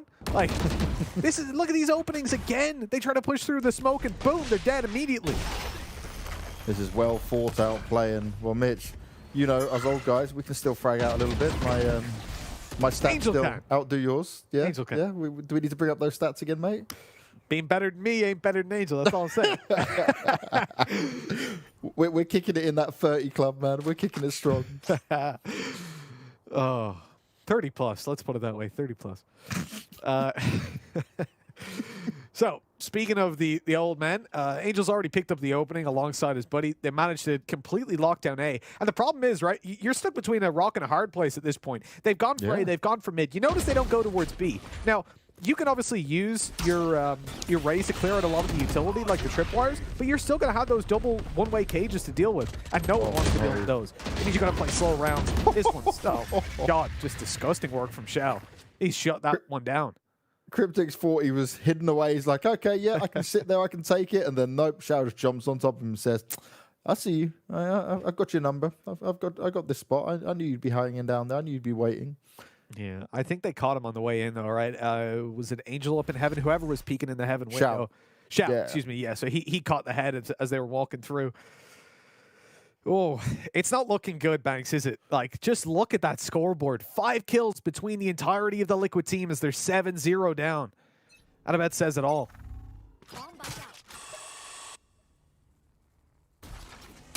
Now, for fearing what Team Liquid can do now, we've not seen these crazy fast plays. We've seen them try to work up mid. We've seen them try to push towards A. They've been met with aggression from FPX.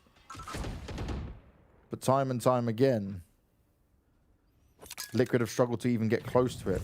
What do you want to see him try to do, right? We spoke about the extra flashes. Well, it's not really coming into play for him. No, so I think on the defense, they can still play a big role in terms of season control. But look, if you lose 12-0, it doesn't matter. You're not going to be able to make those aggressive plays. One slip up and you're gone. They're running into a stack on B. 3 players here, 1 in heaven. The A side is so passive at the moment off the back of next to no utility. I mean, they're hearing the steps. They know exactly what Team Liquid are doing. This is a hell of a gamble by FPX, and it's going to pay off. They're going to completely shut this down. Solkis, though, already out in the site, and the kills are going to Liquid. Off the back of that oldie, they knew it was time to strike. They found the B site. The spike's going to go down as well, and Meadow, all on his own in the back lines, he's not going to get it done. A solid round coming out from Liquid, and my oh my, it was about time. But was that more of the mistakes of what FPX tried to do there, or just the full-out aggression that was shown by Liquid? I need to see him chain a couple of these rounds together. I need to see that done a few more times to be fully convinced at this stage. Well, it was definitely a very aggressive push by Liquid. You saw it wasn't even down to their flashes. It was Solkis blitzing into the site with the blast packs, ulting, and finding a kill. The rest of the players on the back of that chaos able to run out and catch the entirety of FPX off guard. Keep in mind, there were 4 players towards that B site, and Liquid still managed to open it. That is a massively positive sign. We talk about pushing in towards the Cypher, and he wasn't even able to use his cages because of the pressure they were put under. That's really what you want to see. Seizing Heaven control is so essential, and in the start of the round, they walked with 4 players towards B main.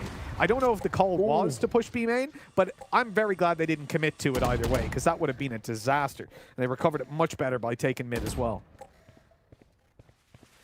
Operator's shot wasn't actually landed there. It looked very close. Liquid now got full control of mid. But slowing it right down again. They don't have too much information to play off of either, and Angel's already moved his way over towards B. They're expecting that hit to come back in again, where Liquid can split it either way. The issue for FPX, giving up that mid control, is that no utility needs to be burned from Liquid until they get very close. Now the ult through. There's not an opening tool, but they've spotted Zipan. The ult in play, but it's not going to get anything. Solkis and Gan just completely opens up this site. They know exactly where Cypher is. And that nade, he didn't get the kill. That seals his fate. Eccles gets the kill either way, but the nade would have come through to finish the job. Spike going down. And this is a bit of a disaster, really, for FPX. That's now twice they've managed to whiff that one. More flashes coming out. Shao trying to recon his way in. Scream can just back away. The invulnerability, it's so naughty. Perfectly played. Heals himself up afterwards. And Easy does it. 2 in a row for Liquid, and this is their chance to bounce back into it. Again, they're catching FPX just at the right time. You saw Angel was midway through his ult. Still just managed to pick up that kill onto Link, but it didn't really matter. They'd already pushed in. They'd already found the control. And again, Meadow, he's just caught at the back of the site. Not too much he can do from these positions. Now, the thing for Team Liquid as they come into this without smokes is that they're playing a very heads-up style of Valorant. Oh, yeah. They can't hide behind those smokes and push in undercover. They've got to take fights. And when they had 5 kills between them in the first 7 rounds, I wasn't feeling too good about it. But after overtaking B versus 4 and 3-man stacks, now 2 rounds in a row, I'm feeling pretty good. But here's where FPX adjust. They've got themselves some control over middle. At least they're looking to hold it somewhat aggressively. The problem is, they've shifted Cypher to the A side. And so they've got nothing defending B. As Team Liquid, they just walk out. Shadow getting domed through the wall in the end. Liquid having so much success on this B site. Zipan getting those grenades in, and actually it stops the spike from going down. Angel onto Link as well, and this is exactly what they needed. 4v3. Solcast now trying to get it done. But is it going to be enough? Oh, the molly at his feet. He's just going to burn. He's going to tick away. Ooh. He can't move. He's just sitting on the spike. He's making sure he's right tucked away in the corner. The nades are coming out. They're getting close. And it's not going to work out for him. He was completely locked in. They knew exactly where he was. And FPX will not allow Liquid to get another round up on that board for now. It's 8-2. And FPX, they may have found a slight solution, at least on that one, for what Liquid were trying to throw at them. The thing for FPX at the moment is it seems like they're just going to leave one gap in their defense. It's like the boss in an anime, I suppose. They always have a weakness, right? Something that they can exploit. You know, they capture James Bond and just leave him locked in a room rather than killing them. It's like you're either they've left B completely open, they've left mid completely open, and it's like I don't get it really. It's not like in order to control this map you have to leave somewhere open. Middle was working for them for quite a while though, but it's just odd that they put their Cypher A and left B completely wide open after double round stack up in heaven. Great opening by Solkis. This guy's doing so well in opening duels. It's himself and Scream that come through as the top rated players for this team, and you can see exactly why with this game Solkis is putting on. Liquid got to be careful here though. There's good crossfire already. Meadows worked his way over towards the back of the A site this time. Zipan's dropping out the ult of his own. Got to be careful he doesn't push in to the grasp of Liquid, who are right on the other side of this. He needs to know when to poke and when to wait for it. He tries to take down Cryptic, but it's not going to work out. And now Liquid are back well in charge. Oh, damage being done. Shadow standing strong for now, but he's still got 2 more players to find. And they could just run all the way around him. He's got to deal with that turret as well. Not what he wants to have to put up with at the moment. He's already outnumbered as it is. Oh, Scream right on the edge. Eccles is there as well. It's a well-handled round, and Angel going down, the aggression that FPX was showing early on, that caused a huge problem in the defense here for him. Yeah, definitely. They got punished this time.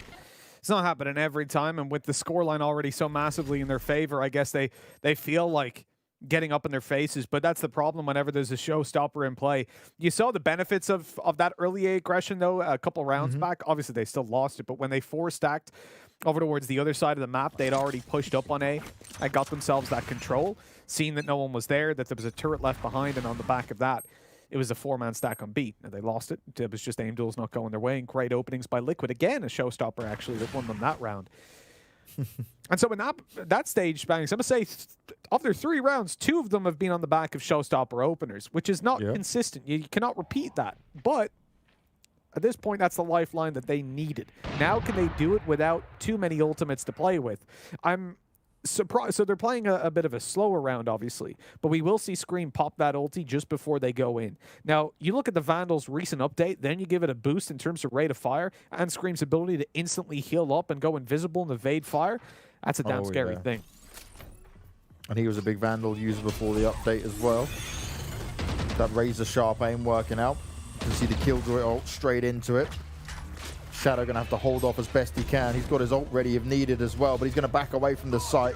He wants to stay alive throughout all of this, and they want to nullify that ult as much as possible. Soulcast, he's completely locked in. Straight in goes Shadow for the kill. And it's actually going to force Liquid back for now. They're losing players. The spike's on the floor, but they've only got 30 seconds to go, and it's a 5v3. Killjoy's incredibly low at the same time. Yeah, it's time to get moving. Scream. Gonna pop that ult, bro? Gonna go for it? Yep, well, I's already gone in. He's fought. Hasn't done anything with the ultimate. That is very odd. And just being shut down completely. There we go, 9-3.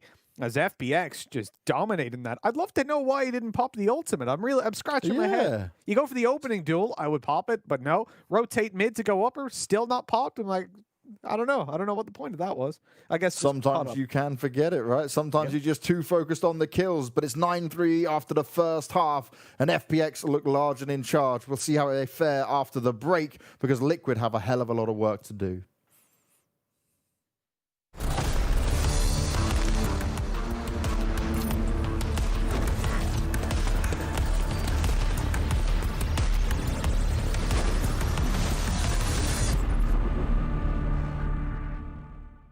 I have no idea where it is, man.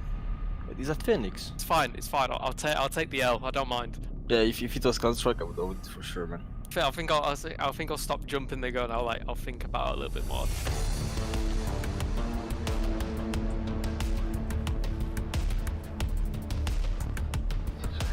I feel like I've got a good map knowledge. I should. I fly around the maps every day on practice, so I'll be pretty disappointed if I don't. I reckon I'll beat Scream. I feel like there's this thing on every map, man. That's Haven. I like this kind of, to aim, to practice your aim. That's Haven in the Defender spawn, I'm pretty sure. No, this is not in my mind right now, man. Yeah, I'll lock in Haven, I'll lock in Defender spawn to the left. Oh, actually, I will say Haven. I will say Haven. Like the defense, spawn, I was right. I knew it. I was a bit worried there for a second. I had no idea for this way. I'm just gonna go off my instincts every time. That's definitely bind. It's not split. I want to say like towards A short. And once again, I have no idea. It's hard, man. This game is hard, man. Attacker side of A short on bind. I think I'll go for bind. In the area where like there's a bathroom, that's it. I mean, there's the TP. But that's not the answer, man. Oh, in the back of my head somewhere, it's like that's on bind, like in this position, and I'm just going with the flow. Okay, this has to be split. I recognize the texture. That's on split. Attackers spawn to the right. I'm really confident. I'll lock that in straight away, I think. It's split for sure. I'm pretty sure about that, man. Yeah, color scheme, giving it away. I feel like I've seen this poster before. Like all that metal is like all of a split and the white walls. Let me say A side on split, like on catwalk. 100%. I'll lock that in. Yeah. That's not on catwalk, man. Elbow. This is elbow. Oh, Yeah, I've never looked up there on elbow before. I wouldn't know. Okay, this is easy, man. Can I get it straight away also? It's Ascent on top mid. That's my answer. Yeah. That's Ascent top middle. Well, when you think you know, like I'm confident on it, so I knew it. I think there's only one map where there's a tank. It's Bind. I'll definitely say Bind. Oh, that's Bind a short one by the truck. I'm not losing that. I'm not losing that. Hey, let's go. I'll take 80%. I'm pretty impressed that I got 80%. It's difficult. It's difficult. The next time I'll watch everything on the maps. Like.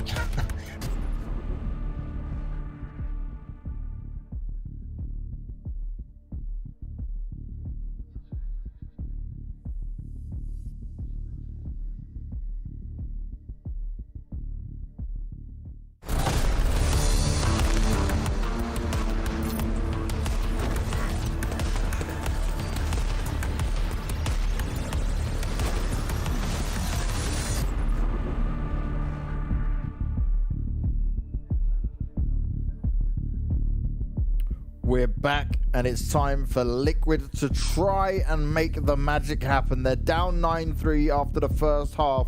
They had a few rounds in there, Mitch, which we thought, okay, we can start to see the madness unfold. And let's be honest, we're not professional players ourselves. We can't understand the reasons behind this, but we were discussing it during the break a bit, that maybe an Omen might be useful on when they were trying to push through on their attacking side. But let's see how they can lock it down on the defense now, because they've got a huge mountain to climb. Now, let's see if they can lock it down with a super offensive comp. Now, look, the Killjoy can actually present a lot of opportunity. Smoke goes through. Here's the flash after the turret spots them. Swing through. And one found, at least, for Link. His teammates are cleaning it up. Really well handled. Really well done. The ability of Link to play through these smokes that you're going to see him play for the Brimstone is solid. That's the one thing that Phoenix excels at. Now, you saw the combination of the turret as well to see them pushing out. I love that in case they didn't use any utility. Fantastic work. Yeah, really solid play. I love the turret position as well. It was left unchecked for oh so long. They rushed their way in, and well, Liquid were completely ready for it.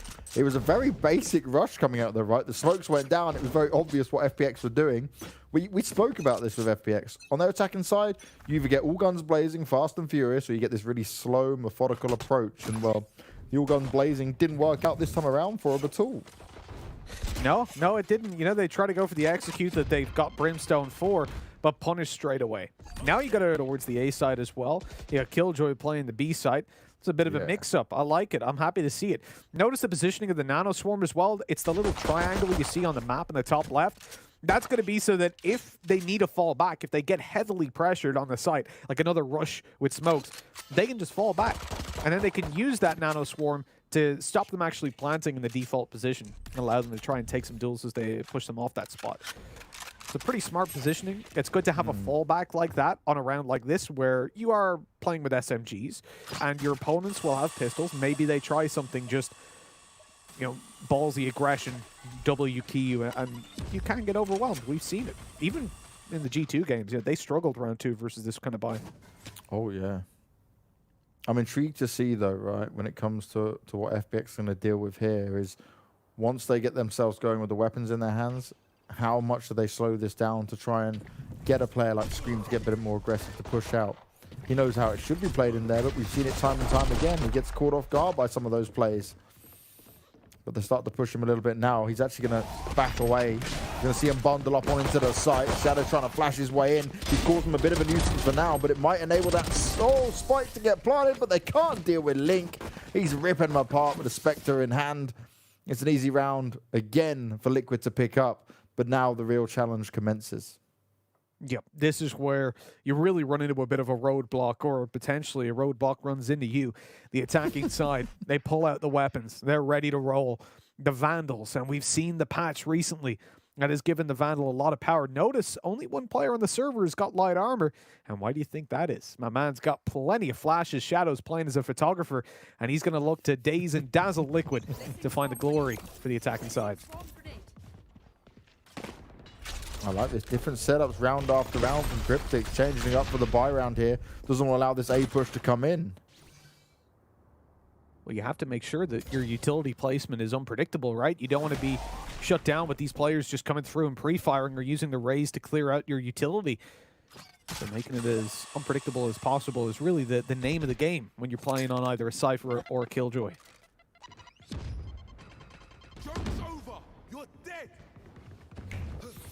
Already.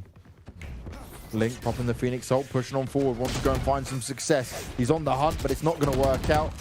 He gets hit from the side, and he's going to have a good understanding that they've got some mid control. Soulcast hung around for a little bit too long there. Does get tapped down a fair bit, but at least he's still alive. That's the main thing. They're going to be well aware, though, of the control that FPX has now. The question is, how are they going to use it? I would question if that was necessary. I think if you left him unchecked to run down middle, he wouldn't find too much more info, and he could sneak up behind in heaven. But now they're ready for it. Cryptix. He's looking away, but he still manages to find them and catch him off guard. What is that with a Spectre? He picks a double. That's unreasonable. Now they can just push out. The flash is in play. Eccles picks up a double, and FPX, they've just been shut down. How did Cryptix get away with that? Cryptix looked at him, turned away, stood in the corner, looked at it some more, and then finally killed him. I wish the replay was just a few seconds before that, because Cryptix may have just been doing something else, but we all could see he saw him straight off the bat. It still worked out for him. Impressive stuff either way. But Liquid, they're going to make it close now at least. If you can't see me, I can't see. Or if I can't see you, you can't see me, right? Just turn away. You wouldn't shoot an unarmed man, would you? Oh, well, I don't think those rules apply to Valorant, especially not in FPX's hand, especially with someone like Angel. He's taking you either way. It's all about honor. It's like Angel is a samurai. Drop your weapon, he'll leave you alone. Oh! Or Predator. See you, Shadow.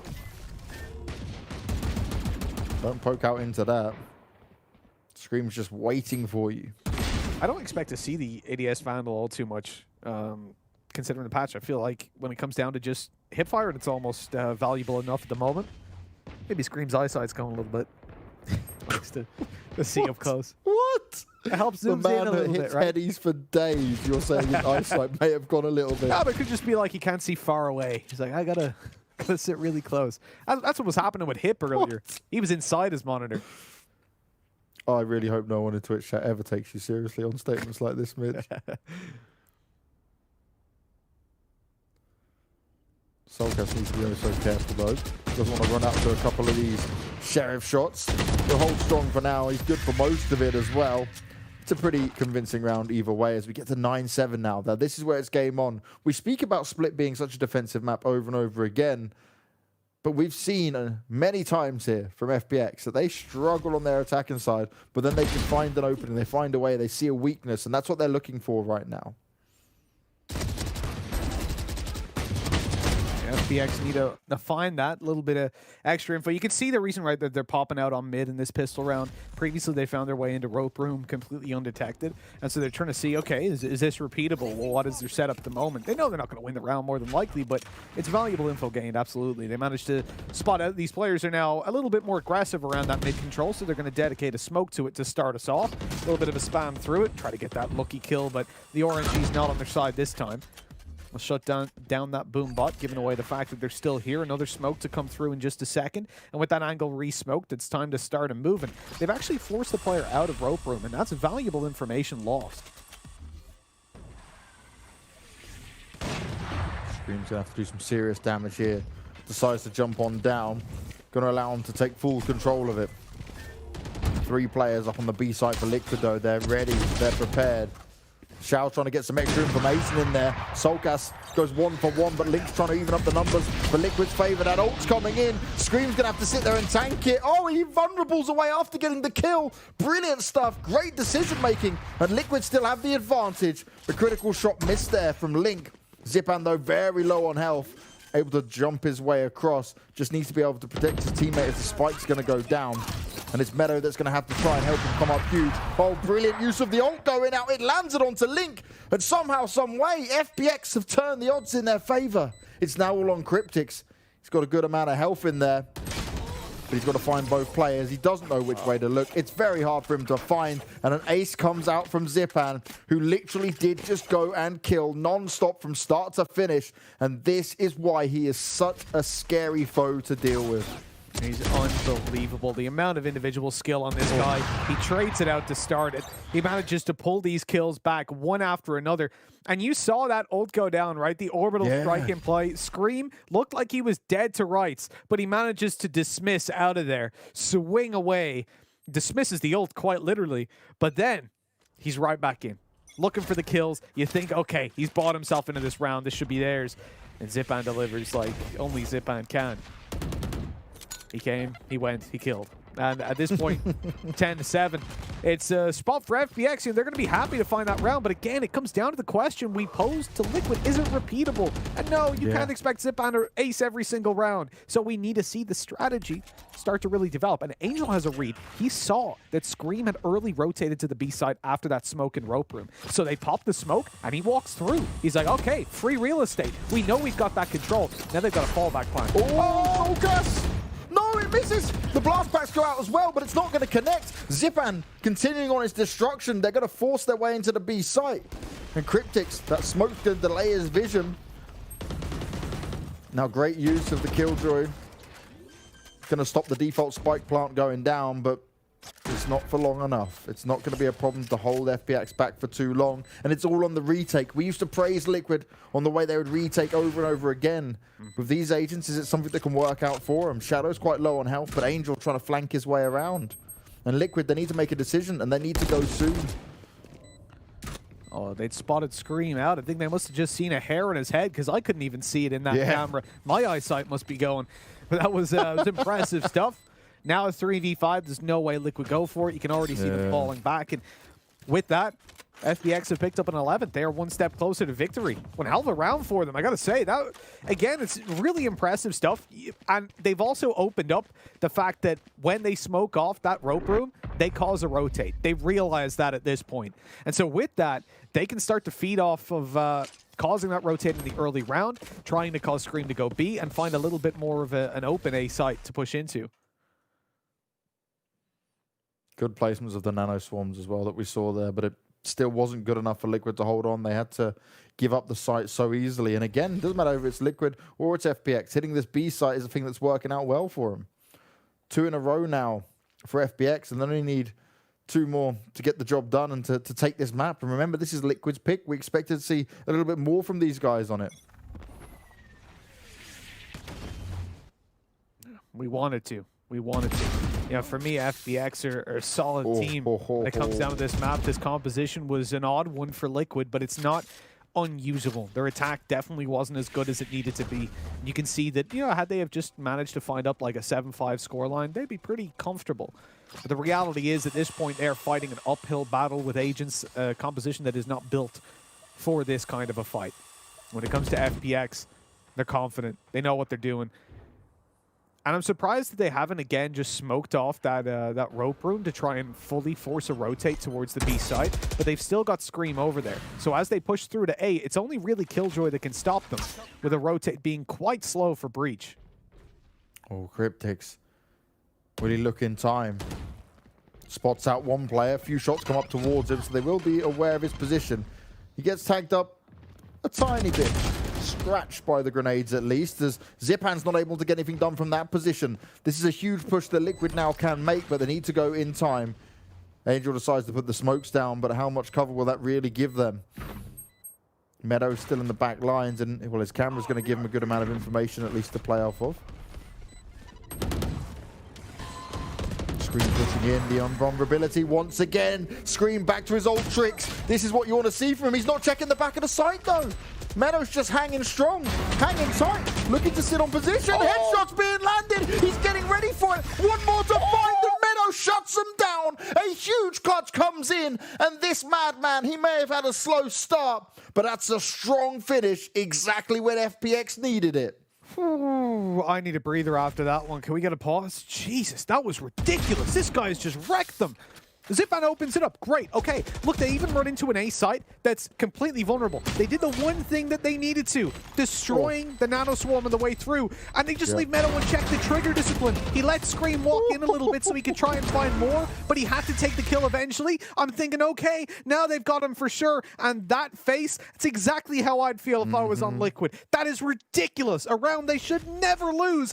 And look at what it's cost them. When we go back in, we did get a pause. Thanks, Liquid. They definitely needed it themselves, I'm sure, to take a little bit of a breather. Because now we're in a position where FPX are massively favored to take this across the line. When it's 12-7, where do you go from here as Liquid? That was a round that you owned. Yeah. Scream did everything right there. You saw the time he went invulnerable was perfect. He just didn't quite see Meadow. He didn't check all the positions. He assumed, I guess, because there were so many players up close, that he wouldn't be in a spot like that. He'd be more on the back lines. And you see Eccles was getting frustrated. We saw it on the camera there. It's starting to get to him because they were on a bit of a roll, but then FPX just got going. And once again, it's happening. Eccles trying to make sure he can avoid it. Shao popping off. He's getting 2 with the Hunter's Fury. That's exactly what they need. And there's only one more player to find. It's a 3v1. And the Killjoy on Cryptix is all alone. I know exactly. This is a horrible place for him to be in. And we're going into Bind, the dominant map of FPX next as well. Well, it doesn't look great, does it? There's very few ways you can talk positively about this. You see FPX and what Angel was talking about in terms of Killjoy being OP when it came to matchmaking, but when it comes to professional teams, people will just learn how to deal with her. In that previous round, they pushed into A, they dealt with the Nanoswarm immediately. There was no turret there to give away the fact that they'd already gotten up close, and so it was about as easy as it could be. Cryptix got basically nothing done with the utility. And he had a great shot. This is doable. It's 1v2. He has to go, but he's been hit hard. Going to go for the lockdown. It's going to be put in play, but it doesn't even block the back of the site. They can just tuck away and bide their time. 8 seconds left until it locks them down.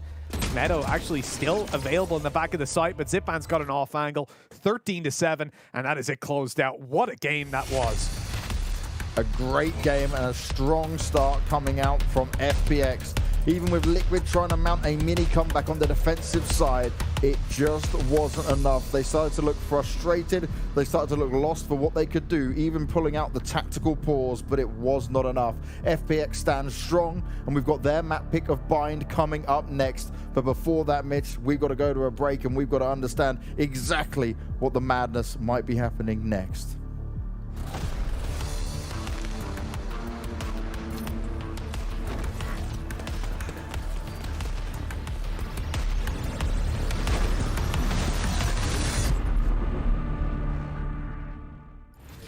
I think people still see me as Cream, you know, like the headshot machine. I just decided like this game is gonna be huge.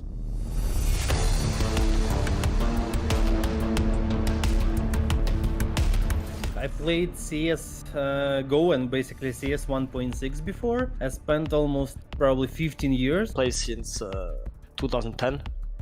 Seriously, you know, like my first event ever was like at 15. Since I was 8 or 9 years old, and today I'm 26, so that's like 18 years of Counter-Strike. Played in a lot of international teams, visited like probably hundreds of international LANs, so I kind of have some experience playing this. I played with NIP, and I think the last time NIP was ranked first in the world was when I was playing with them. Before Valorant came out, I was planning to come back, to just grind back, you know, grind back down CSGO for sure. Last few years, I lost my individual form, and I understand that like to compete with the best, you need to spend more time than others playing this game, and to spend more time than others you need to enjoy it a lot. So I decided to try Valorant, and I realized like after 2 weeks that I played 10 hours per day, enjoying the game. So finally I can come back to the grind like it was in my young days. With Valorant, of course it changed everything because I didn't expect it. I was not following the news about this game, but when it came out I played it and I really fell in love with this game as well. The game was like a new, fresh game that I could enjoy, and I just decided like this game is gonna be huge. Riot is gonna take a good care of this game, and my motivation and my hunger and everything just came back, and I was like, yeah, I'm going pro in this game. I think Valorant can be really big. I think with Riot's resources and motivation, the game always changing, trying to be balanced. When I see the community growing and everything in Valorant right now, I have good hopes, you know, for this game, of course. You need to really love the game to enjoy it. I think it's the most important in professional scene. If you want to be the best, you gotta do the small things all the time that will make you better, and you gotta put in the hours. Like some people just treat it as a job and they just come there, they practice, and then they do something else the entire day. So if you want to be the best, you want to put in those extra small hours that will help you be a better player. It is really important for you to have the hunger. Otherwise, I don't think you can stay on top for a long time, because people will eventually catch up. For me, it's kind of the same love I have for these games, even though CSGO has been there like forever for me. Valorant has the same feelings when you play it, you know, the competition, and you know, it's really amazing.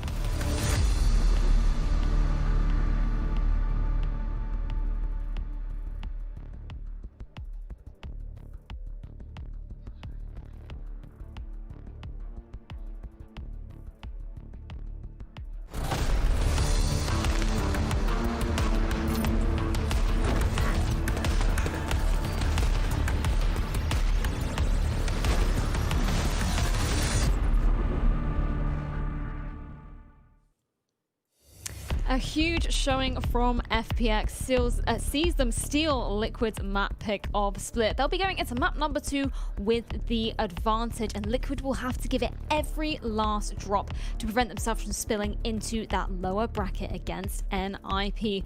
And Tom, I feel like it's been a little bit of a disappointment from the Team Liquid camp. Although they have put a new team comp together, this was their map pick, and I'm interested to see where you think the issues were for them.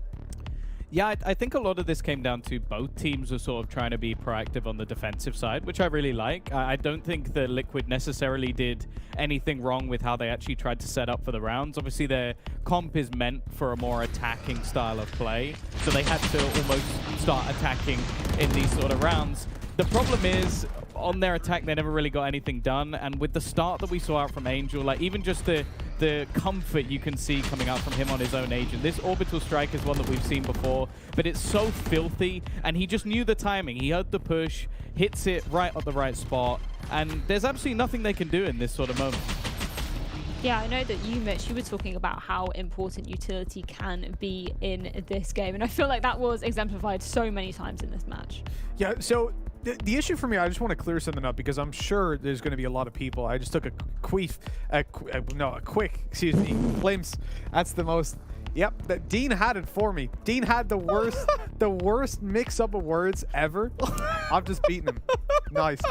All right, I'm looking forward to that being on Reddit. I took a quick look at Twitch chat. I'm not going to have a look after this one. And a lot of people were saying that playing without smokes, bad idea. Why the hell are they playing without smokes? You shouldn't do that, etc. We've seen it on Twitter as well. The reality is, when you look into Split, smokes don't play as much of a role. It is something you can experiment with not having, but when you're FPX, you just dominate those individual duels. Like what, within the first 7 rounds, Liquid had 5 kills. That was nothing to do with smokes. That was just individual duels going FPX's way every single time. Of the 3 rounds we saw Liquid pick up, their first 3, 2 of them were on the back of ultimate showstoppers opening it up. Now when it comes to Bind, I have no doubt they'll play with smokes. If they don't, I'll lose it. I'll lose my mind completely. The reality is, the majority of Bind requires smokes. You push into A site without them, you're screwed. You can't rely on flashes for it. Same thing on B pretty much when you push out of hookah. But when it comes down to Split, I think it's acceptable. I don't think they played right without smokes, but I think there is definitely still ground there that we can say, well, that's it. We're never going to see this setup again. Let's move on. Yeah, exactly. And then talking a bit more about that FPX side, I feel like we've really got to sing the praises of Zipan. I know both of you guys, we were talking about it before we headed into the game. We're saying this is the guy we're going to have all of our eyes on. And Tom, if you were watching him for the entire game, he did not disappoint. Oh, no, for sure. And the worrying thing as well is he wasn't the only one. I believe we actually have a clip queued of Meadow that's about to be coming up for you guys.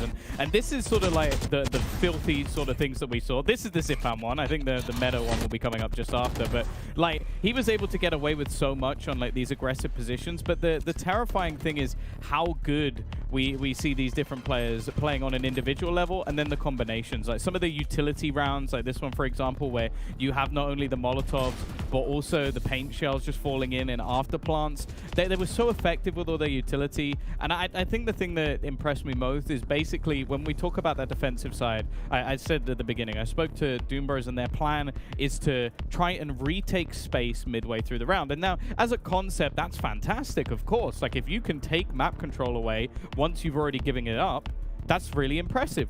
But in practice, I thought, oh, that's not going to work anywhere near as well. No, they did it multiple times. And then you have these sort of rounds. Like Meadow just showing his pure individual skill. Like, we don't even talk too much about him in terms of like how strong he is. We focus on other players. We look at your Xiaos. We look at, of course, your Zipans. But there is some real depth to this squad. And the fact that the start of this game, I think, Mitch, you said it was Angel was 11-1. That's your in-game leader and one of the players who doesn't necessarily have the best statistics because he normally plays as an entry fragger. He was wrecking them. Like, what are you going to do at that point? You know, I just want to quickly shout out as well, Meadow. He had 1 kill into the 7th round. Hadn't died. Hadn't died at all. And it really speaks to it. Meadow's a player that I compliment again and again. I think he's a really, really smart Cypher player. I was saying towards the start of the game, I love his flanks. I think that when it comes down to Cypher play, he's probably one of the best players because of his discipline and the fact that he has such a good read on his opponents and when it's time to play that aggro style. But also, as we saw in that clutch towards the A side, he's got the individual skill. He's not the one that's going to be in a position to find those kills the majority of the time. Yeah. But when he is there, you can rely on him. Exactly. And I mean, just looking at that scoreboard, again, he did have a little bit of a slow start, but as we were saying, round 12 was so crucial for him, and managing to get that clutch out was so spectacular indeed. I do want to quickly ask you guys, I know, Tom, you were talking about it before we got into this match, saying that Phoenix isn't we normally see being picked out in EU. What did you make of that agent appearing in this map?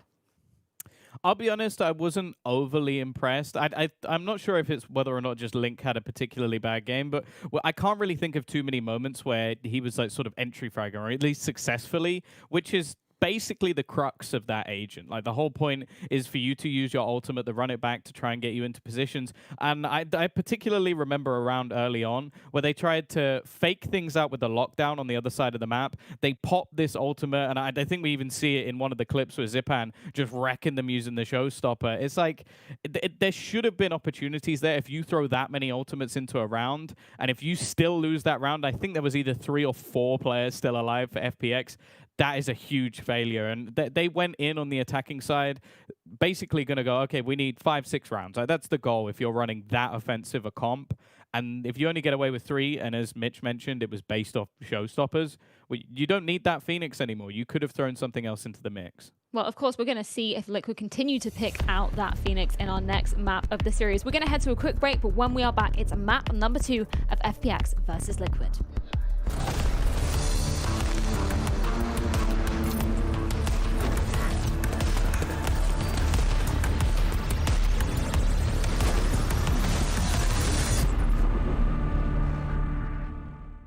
Hello, my name is Lucke. I'm here with Huub.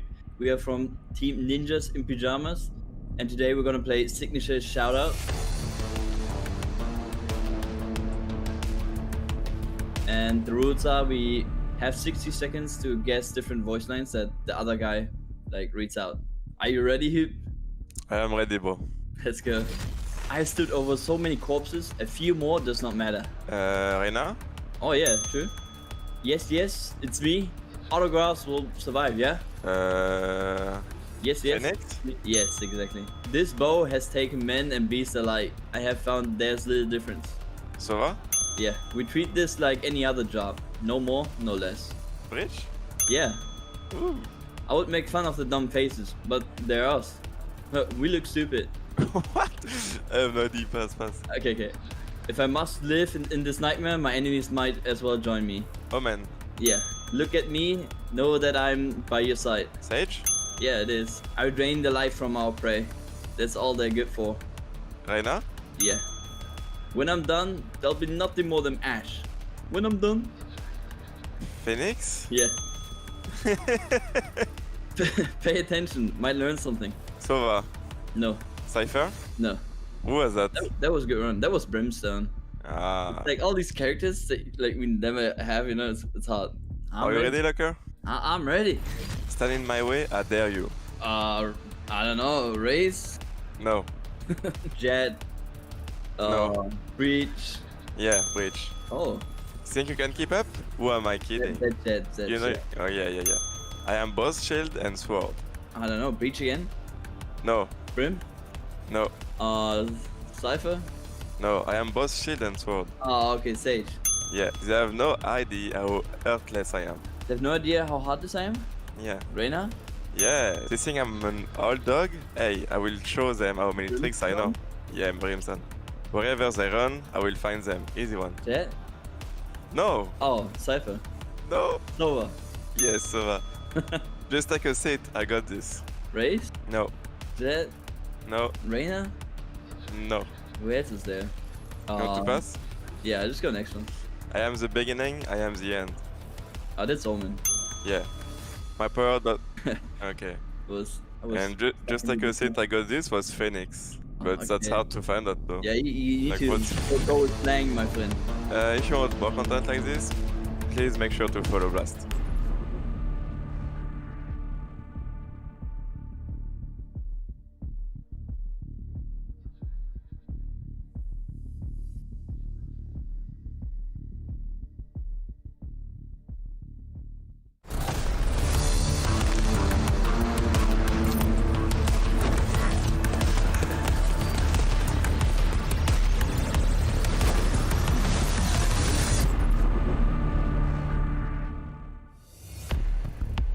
It's all on the line for Liquid going into map number 2 as FPX are 1-up after cementing split.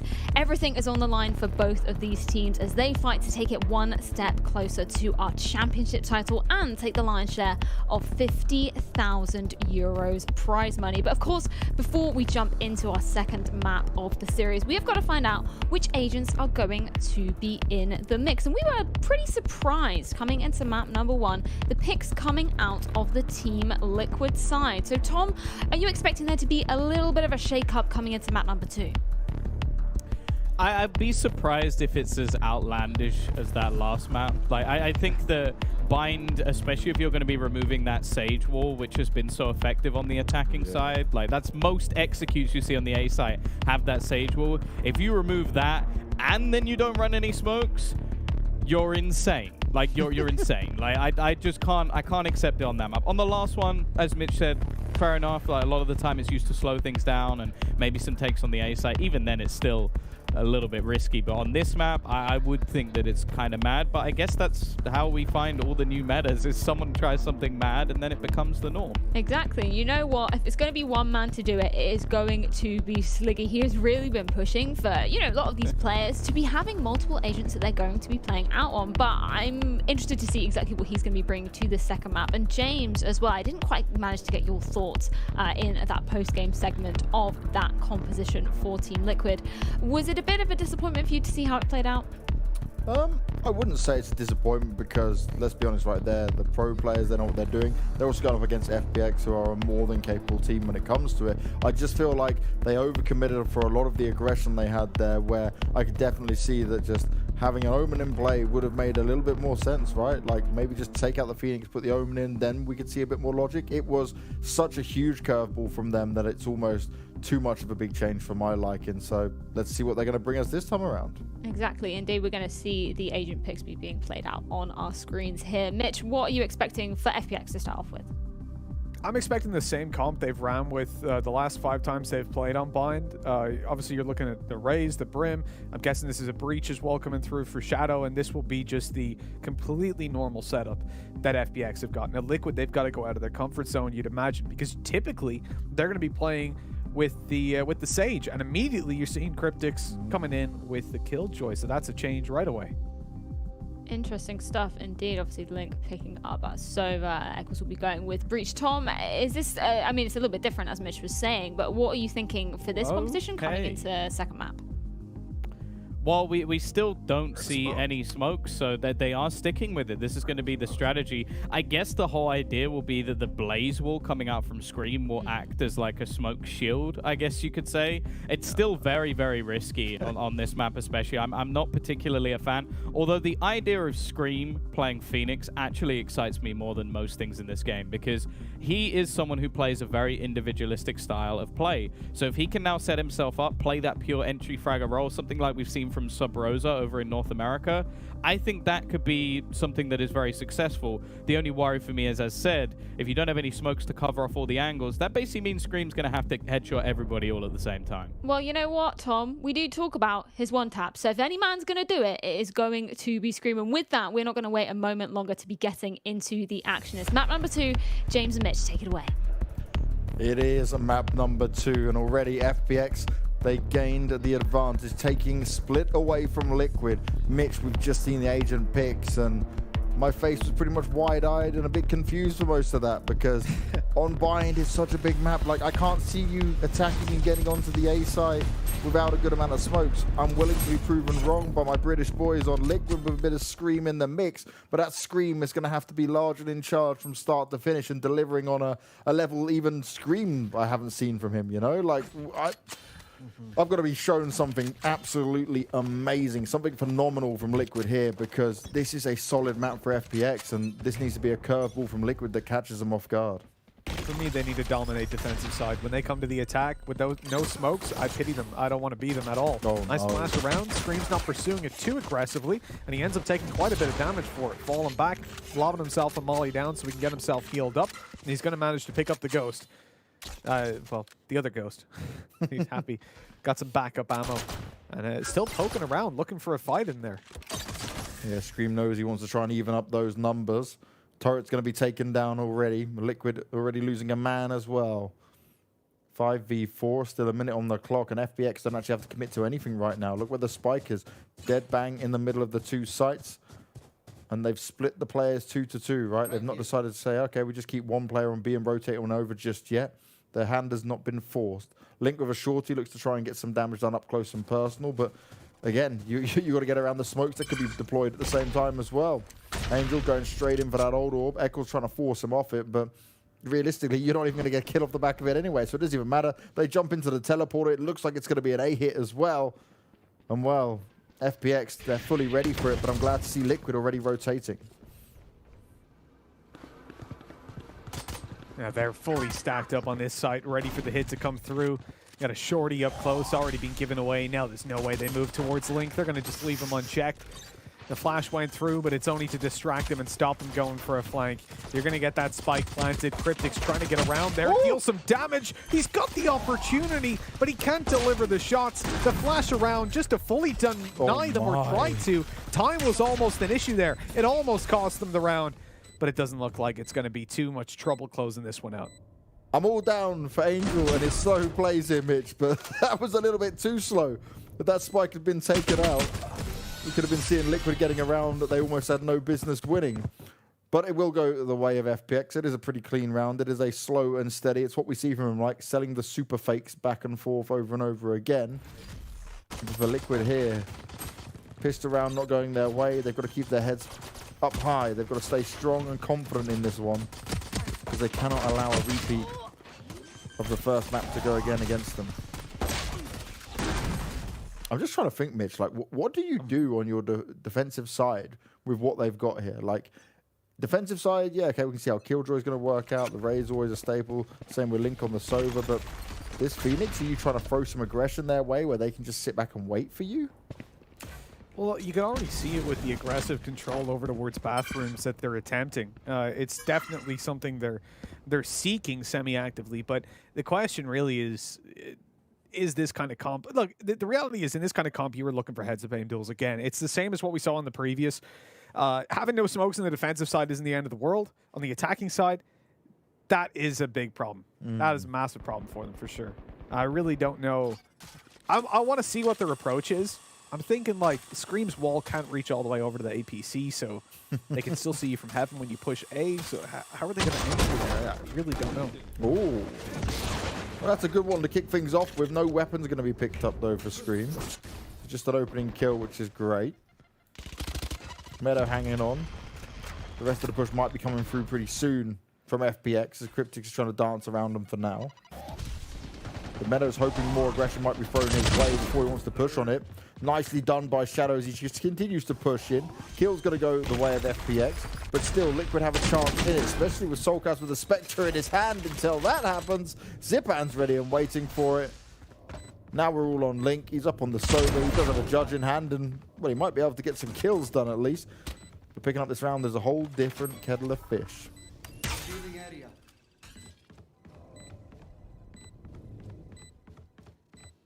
I don't know what Link can do from this point. Again, it feels like he's just in Groundhog Day at the moment. He's stuck in the same position, 1v3, trying to clutch it out. With the SMG that he's got, I think saving this over would be ideal, but they're here in the steps. They don't want him to have anything for the next. They're going to just swing through and deal with him nice and quickly. And so 2-0 we go. And you can see there's not a lot of stress over in the FPX camp, but it is still early days. You know, just because you pick up that pistol doesn't necessarily mean that you walk away with a massive advantage. The reality is that, you know, coming into the next for Team Liquid, I don't think they'll have a lot of cash, or I don't think they'll invest what they do have. We should be looking at an eco, and so 3-0 lead. Yeah, the force ups will mean that they will struggle with a real buy. And so, for me, I'm not the biggest fan of this because it just allows if FPX now come to pick up this round as well. They have such a good bank of money without having to put too much of an investment in. They didn't all have to go to Vandals, for example. Just look at Shadow's position from here. This is where it can get scary. You can allow their economy to get too far out of control. And a gamble stack towards A for Liquid may be the worst decision they've made. Sometimes you swing and you miss, and it looks like a huge miss might be coming their way, but how quickly can they start to realize that this is what's going down? Yeah, getting back in is going to be rough for them with just the pistols. I think at this point you probably just play to get in for like a dropped weapon or something like that. Yeah, you hope someone was lurking as well, maybe. That's why you see them just bunched up here at the moment. One guy comes around, they've got the pyramid ready to just spray away. See the smart spike throw over as well. Yep, not under pressure, so no need to panic plant. Get that old point over on your teammate instead. That's one thing that I feel like Angel has ironed out in this team more than anyone else. You know, down to taking ult orbs, taking diffuses, all that sort of stuff. It's a very basic thing, but we've seen it quite a bit. You know, a player hunting, and they happen to be the one player that has their ult. It's like, you shouldn't be the one looking for a kill. Let your teammates do it for that ult chart. Oh, here we go. Hello. Nice flash coming out. Shao wasn't able to get the kills on board. Scream tapping away.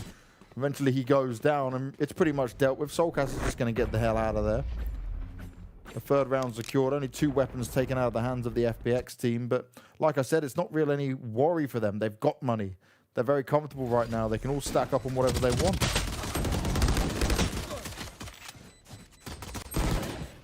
It's easy pickings, easy days. Yeah. Here we go, though. Liquid. As you said, you know, they've got the cash. They can invest into whatever they want. They've gone for a single operator, one on Link. He's got the light armor as well, backing it up. It has been a rough start, that's for sure. But Scream's delivering, man. That's the thing, right? But just pistols with the very weak buys that they've had, Scream is putting up the numbers. Now we get to see him with a rifle in hand, and we know how damn dangerous this guy is with a Vandal. He's got his ultimate as well, so just charging forward, looking for some victims. The Cage is trying to slow him down, but how much can you slow down Scream? He's already gained control in towards Path, and that is massive in and of itself. The information's going to be had. The Phoenix ult going to be wasted. FPX, they're not pouncing on the opportunity straight away, though, but already rotation being forced here. There's still a minute 13 on the clock at the time. Oh, the ult coming out from Angel completely moves them away.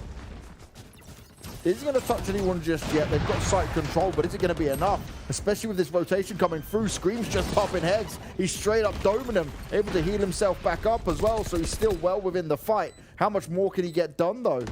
Because FPX may have got the spike down, but they need to start picking up some kills, and it's just not going their way. Shao's finally able to find one, but he needs a hell of a lot more to go his way. Shadow doesn't get any backup in time, and Liquid, they're just pushing confidently onto the site, but they're lining up for Shao. He's good for 2, but eventually he will fall. A very solid choice there from Liquid to get that early rotation over.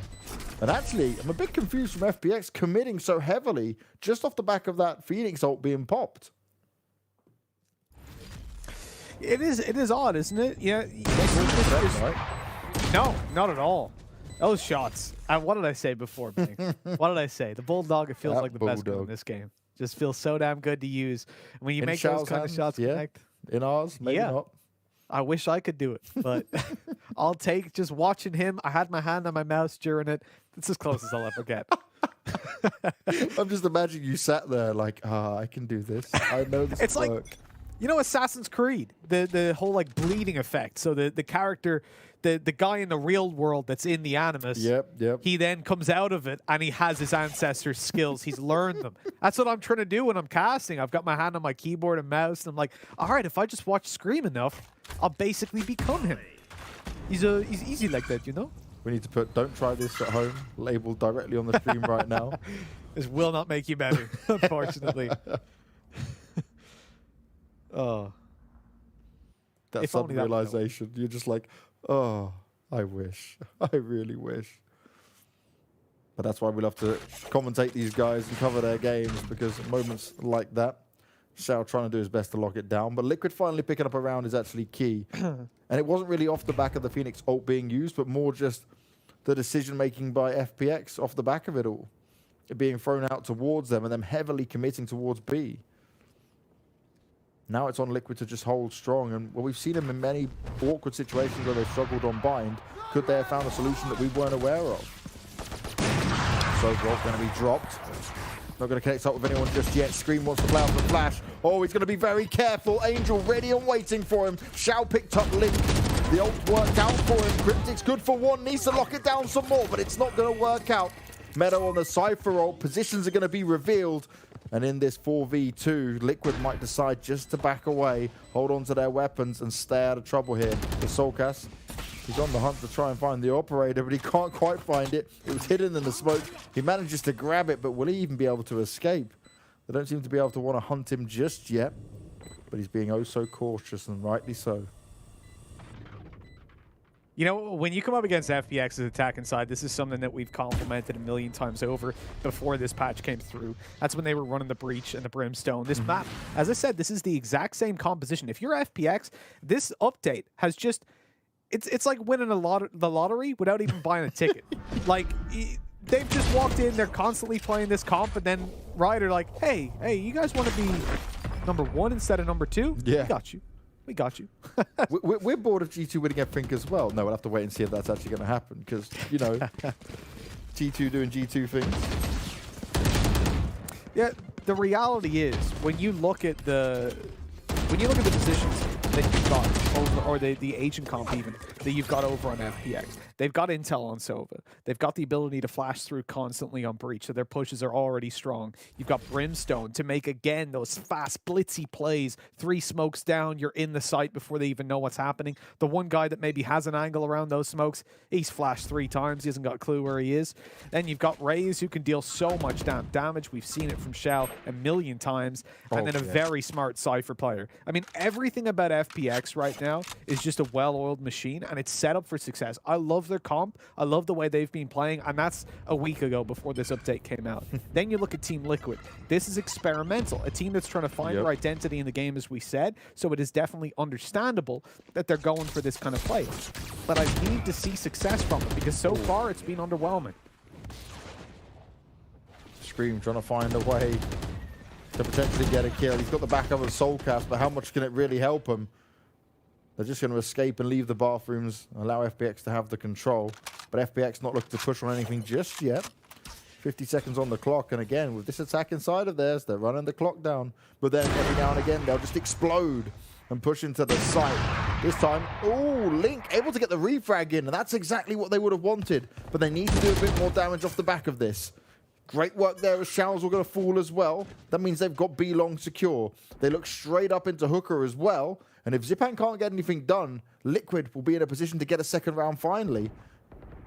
And off the back of FPX being pretty split up.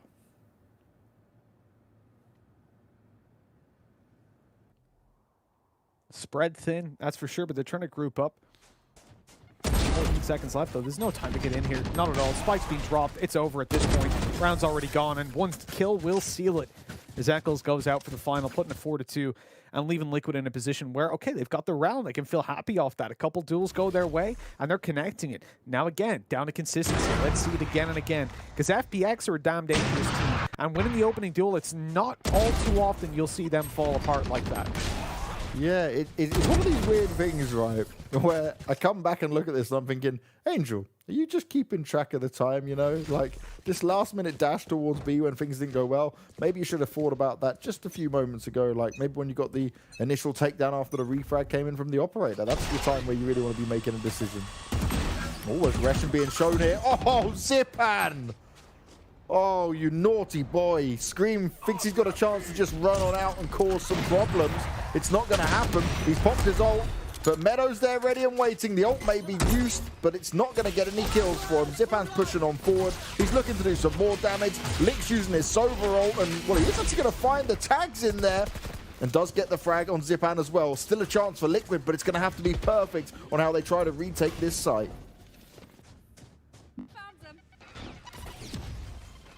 Getting back in is going to be difficult. We're down sure Cryptic. Okay, good opening duel. We need to see a little bit more. There's a very early pop coming through with the orbital strike.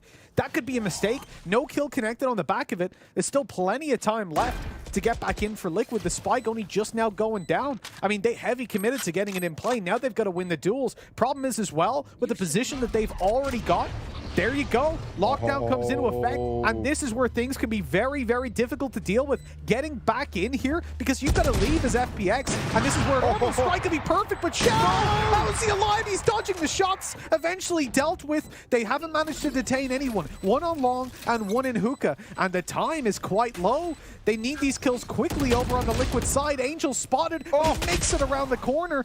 Caught on his way, what a shot by Link, and they have time. Great retake by Liquid. Oh, it was looking so scary when Xiao got away with staying alive from that first shot missed from Link. He lands it on the second and he stands strong with the operator in his hand. Great use of the Killjoy ult as well. Didn't manage to detain anyone, but it forced everyone on FPX to have to move. And off the back of a round that looked like it was going to be pretty convincing for FPX after getting those opening picks, they quickly turned it around. A beautiful retake. And like you said there, Mitch, maybe Angel's ult was just a little bit too early. Yeah, absolutely. It seemed like a little bit of a panic ult. Not something that you see too often from Angel especially. I mean, he's a player that you definitely see consistently making the right calls. But in this instance, you know, the fact that Lockdown was still in play, I see why they committed it. They didn't want to be pushed off after planting the spike. And obviously, if you can eliminate her, considering the position she was in, that would have been fantastic. No Lockdown to deal with. But unfortunately, you miss it, and that's you screwed. Oh, Soulcast, super aggressive. We saw at the beginning of a round, he went to boost his way faster down B long. But will they ever expect this position from him? He might be able to sideswipe a couple of them. He's being cautious, and rightly so. Tripwire is going to be activated, but he still walks away with the opening kill onto Angel. No more players close enough just yet, and Eccles is going to do further damage. FPX with lesser weaponry, and Liquid taking full advantage of that. Meadows trying to bounce back a little bit here, but he's heavily outnumbered and certainly outgunned. They continue to try and push towards him, but maybe just calm it down a little bit here, Liquid. Don't get over aggressive. Yeah, they are going for it. I mean, look, you give Meadow the opportunities, he'll deliver. We've seen that from him in just the previous map. So it's definitely not something you want to overextend into at all. If I'm Liquid at the moment, I'm playing a super passive game. I'm giving this guy the opportunities to run down that clock all he wants. You've got a 2 versus 1 potentially on the A site. The worst it can be is if he gets into B. Maybe comes up long and manages to get the spike plant. I think that's something that you can allow him to do, especially because the Raze over there actually has ult up, so Solkas can deal with him. There's no risks, no need to go out for aggressive plays. Meadow can just run that clock down, no problem at all. Turret will spot him out. He'll be finished off by Cryptics in the end anyway, so didn't really get to achieve anything that he wanted to. 4-4 now, though, and for the defensive side of Liquid, they're starting to make it work. They're starting to slow down FunPlus Phoenix, who are already running pretty slow themselves. Yeah, no, absolutely, they are. The reality is, when you're Liquid in this spot, as I said, you got to be picking up these defensive rounds. You've got to be doing well. Because I'm waiting. I feel like a kid at Christmas, but it's 2 days before, right? You're going to bed. You're like, come on. We're suppressed. I want to see what's happening when it comes over to the next half. what can Liquid deliver? Because that's going to be one hell of a challenge. For them to deliver with this lineup on the attacking side, I don't know what they'll do. And it's not even from a point of like, oh, this is bad, they can't work it. It's that I don't know what they're... I genuinely don't know what the game plan is, and I want to know.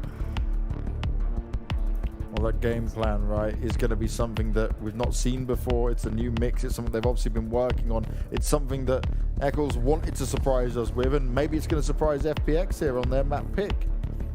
We know one thing that Liquid have. It's always that ability to come back into games, not just off one individual, right? Everyone's talking about Scream, but Link's come into his own. Soulcast has had these moments. Eccles, actually, yes, sometimes he can have very quiet games, but he can be the leader that can be the driving force to push the team forward. He's shown that many times to us. So you can never count these guys out, and that's what I'm looking forward to see here is what have they been working on? What is it that they can show us that even we can't predict? We can't even try to understand. Yeah, well, that's where it's exciting at the moment, Banks, honestly. Not just with this team, but with Valorant in general. The fact that we're in a position where you look at most games, once they've been out a while, and if they don't change often, you know, like Counter-Strike, same maps, same guns, more or less, it is essentially, obviously oversimplifying, but the same game that it was 5 years ago, let's say, or close to. Definitely very similar, more similar than Valorant is to its counterpart 6 months ago. And in that sense, it's really fun because we get to constantly say, oh, they're doing something that we don't normally see. But that doesn't mean it's bad. It doesn't mean it's good. We don't know. Maybe it's going to be the next big thing. Maybe it's going to be something that some teams adopt. And the best examples of that have been Jett. Mixwell starting to use Jett and really dominate. I think it was over in NA as well. It was being used a little bit. Back in a time when we said Jett had like a 0% pick rate or 1% maybe because of open qualifiers. And then you look at as well Brimstone, when Omen got the patch and Paranoia was so OP, still is. We were like, oh, well, Brimstone's not going to be used anymore. And then Angel's like, hey, I'm picking Brimstone every game. Like, make it work. What? Yeah, exactly. But it's the kind of thing you can't come in and say, well, that's wrong. You shouldn't do that. Because actually, there's benefits to things that maybe on the surface level you don't think of straight away. But one guy's going to think about it. They're going to figure it out. And that's when we really get some progress, get some new metas. I think that's the thing, right? It's not just down to like, oh, well, this agent's really strong, you should use him. It's how does it work in the dynamic of your team. As already, we're going to hear that Phoenix ult pop, Scream on the hunt, going through the teleporter, trying to gain as much ground as possible. But will he have the time to find anyone? Eccles and Cryptic looking to push their way around, but Meadow, he stands strong, he's ready and waiting for it. Zipan comes in with a side swipe, and Liquid, their plot has been foiled. This is not going to work out for them at all so far. They need to get this retake on go. Link smoked out of position, he can't see where to look or where to turn. Where Soulcast, he's entering with Scream, but they just have so little information to play off. Oh, they're having to back away. It hits them perfectly, and Soulcast, he's expecting someone to push him. He's got no information as to what's going on, and Liquid, they need to make a move. They need to find some options coming in here fast. Oh, the ult's going to be blocked. Good night. Nice. That's an easy kill. Straight onto him as well. A body shot for the showstopper. That'll certainly end your dreams of stardom. Show. What is this? He even finishes it off with a classic Banks. Look at that smile. That's a happy man. Oh, wow. I thought he was dead to rights when that player swung on him, right? You thought Soulcast would have had him. He should have been. 100% he should have been dead. That's insane. That's the first ever direct contact I've seen with a showstopper as well. That man's just got shot in the face. Well, Shao's having one of those games that we quite often see from the young man. Everyone goes on about Zipan, right? And he is an incredible player. He is the star of the team. But the way Shao could just sometimes pop off and deliver, he does things like that that just make you go, wow. And he does it off an agent that he wasn't used to playing with. I think that's the key thing to point out. It's the thing, right? When you look in towards the entirety of the FPX lineup, though, there is not a single weakness. That's what we're saying, right? When it comes to the agent picks, they're synchronized. They work very well together. But when it comes to the players as well, even though, okay, the likes of Meadow, let's say, you're not going to see him every single game. You're not going to see him on top of the scoreboard most of the time, but it's because of how the team is set up. If the approach that people think of as, you know, in a competitive FPS, hold on, Soulcast is pushing forward. he's in a little bit of danger because Zipan's even got support here. Angel's there with him. This is going to be a swing into 2 and Scream. He's good for 1, but there's the trade right afterwards. The fault line coming in a little bit too late. Here's the smokes for the execute. Now we're in a little bit of trouble, but Lynx managed to make it past them in time. Oh, misses the key first shot though. That's not ideal. The ult's going to come in on top of him. He's trying to duck out. They force him out of position. They tag him up, but the ult gets him either way. Eccles finds it onto Meadow, who maybe overextends a little bit too much here. This is giving Liquid a chance with it. Question is, can FPX hold on? They're right on the side, they spam it up, and Shadow and Shao shut them down. 6-4 now, 2 in a row, and FPX look to gain control of this half, and they don't look to be stopping anytime soon. It's just domination, really. And again, you see the problems. It starts out in a spot where pretty much every round, Liquid want to get aggressive. They want to push to find info. Whether it's Scream in towards the A site, trying to push up on the Phoenix, or whether it's Solkis. And at the moment, success hasn't really been there. Even for Scream, he's not in a position where he's dominating in these fights. I like the wall on the left side. This makes up for what we used to see sometimes, and they're getting so much work done. But Zipan's got a double boombot kill. That pulls it right back for them. The ult looking for more, and they have just cleared out the A site completely. Even when it goes well for Liquid, it doesn't go well for Liquid. Yeah, starts off so strong. Liquid looking to turn the tide of the round. But Zipan, his boombot truly went boom right up in their faces. They didn't expect it at all. Cryptic is trying to find some success for that Marshall, but it's not going to be working out for the rest of his teammates around him. And he's been 2 health. That's just unfortunate. Zipan to finish him off. The 7th round secured. And Liquid, they feel like they have a chance, and then it's just ripped from them, taken from their souls. This is exactly the face I'd be making as well. Again, it feels like we're seeing this from Liquid, from NIP earlier on. It's like these rounds that they start out, there's a little bit of promise. They start to get some ground, and then just like that. I've never seen a double boombot kill. Not in a competitive game. That is horrible. It's honestly heartbreaking. Yeah, boombots that catch you by surprise like that are never nice. Liquid just wanted to go full charge ahead, right? They saw the blood and they went straight in for it. Scream again, trying to take this position a little bit more forward on Hooker. Oh, trying to spam up. Does actually a nice bit of damage there. The Sober ult coming out. The rest of the 2 players on Liquid not quite in the position to do some damage. Link wanted to push forward on it, but instead he runs straight into Meadow. And again, they go down. There's a nice bit of damage done to FPX. This could be something the Liquid can work with.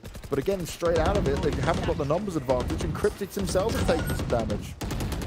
Oh, and the position's being revealed. This is going to be a huge problem. They jump out the window. Cryptix needs to hold strong, but he's only good for 1. 4v2 now. And FPX, they're looking to solidly take this first half. It's going to take something huge to come out from Liquid if they want to turn this around. They're just being pushed away. They're running straight to Eccles. They're giving him the opportunity. What are you doing, FPX? You hunted him, and you may have just cost yourself it. Shadow's now in a 1v1. Eccles doesn't have much health to play with, and they're right on the side. The flash goes out. It works out perfectly, but they're playing with each other. It's ability on ability. And Shadow's going to keep it very defensive. He spotted the head there as the jump went up. He's going to tap the defuse. He's going to try and force him out of position. Eccles came off it. He wants to try and land the heady, but he can't get it done. He tries so hard, but FPX nearly threw that round away. What on earth was that, Mitch? That was unbelievable, Banks. An insane showing by FPX. And now we come on to the most difficult side, considering the picks that they've got. I'm excited to see what Liquid have got in store for us, Banks. But we've got to go to a quick break before we start the second half. Let's go to it now so we can get in right away.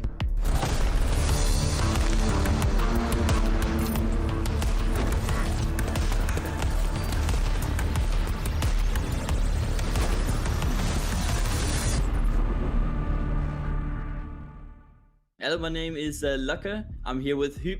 We are from Team Ninjas in Pyjamas. And today we're gonna play Signature Shoutout. And the rules are we have 60 seconds to guess different voice lines that the other guy reads out. Are you ready, Huub? I am ready, bro. Let's go. I stood over so many corpses. A few more does not matter. Reyna? Oh yeah, true. Yes, yes, it's me. Autographs will survive, yeah?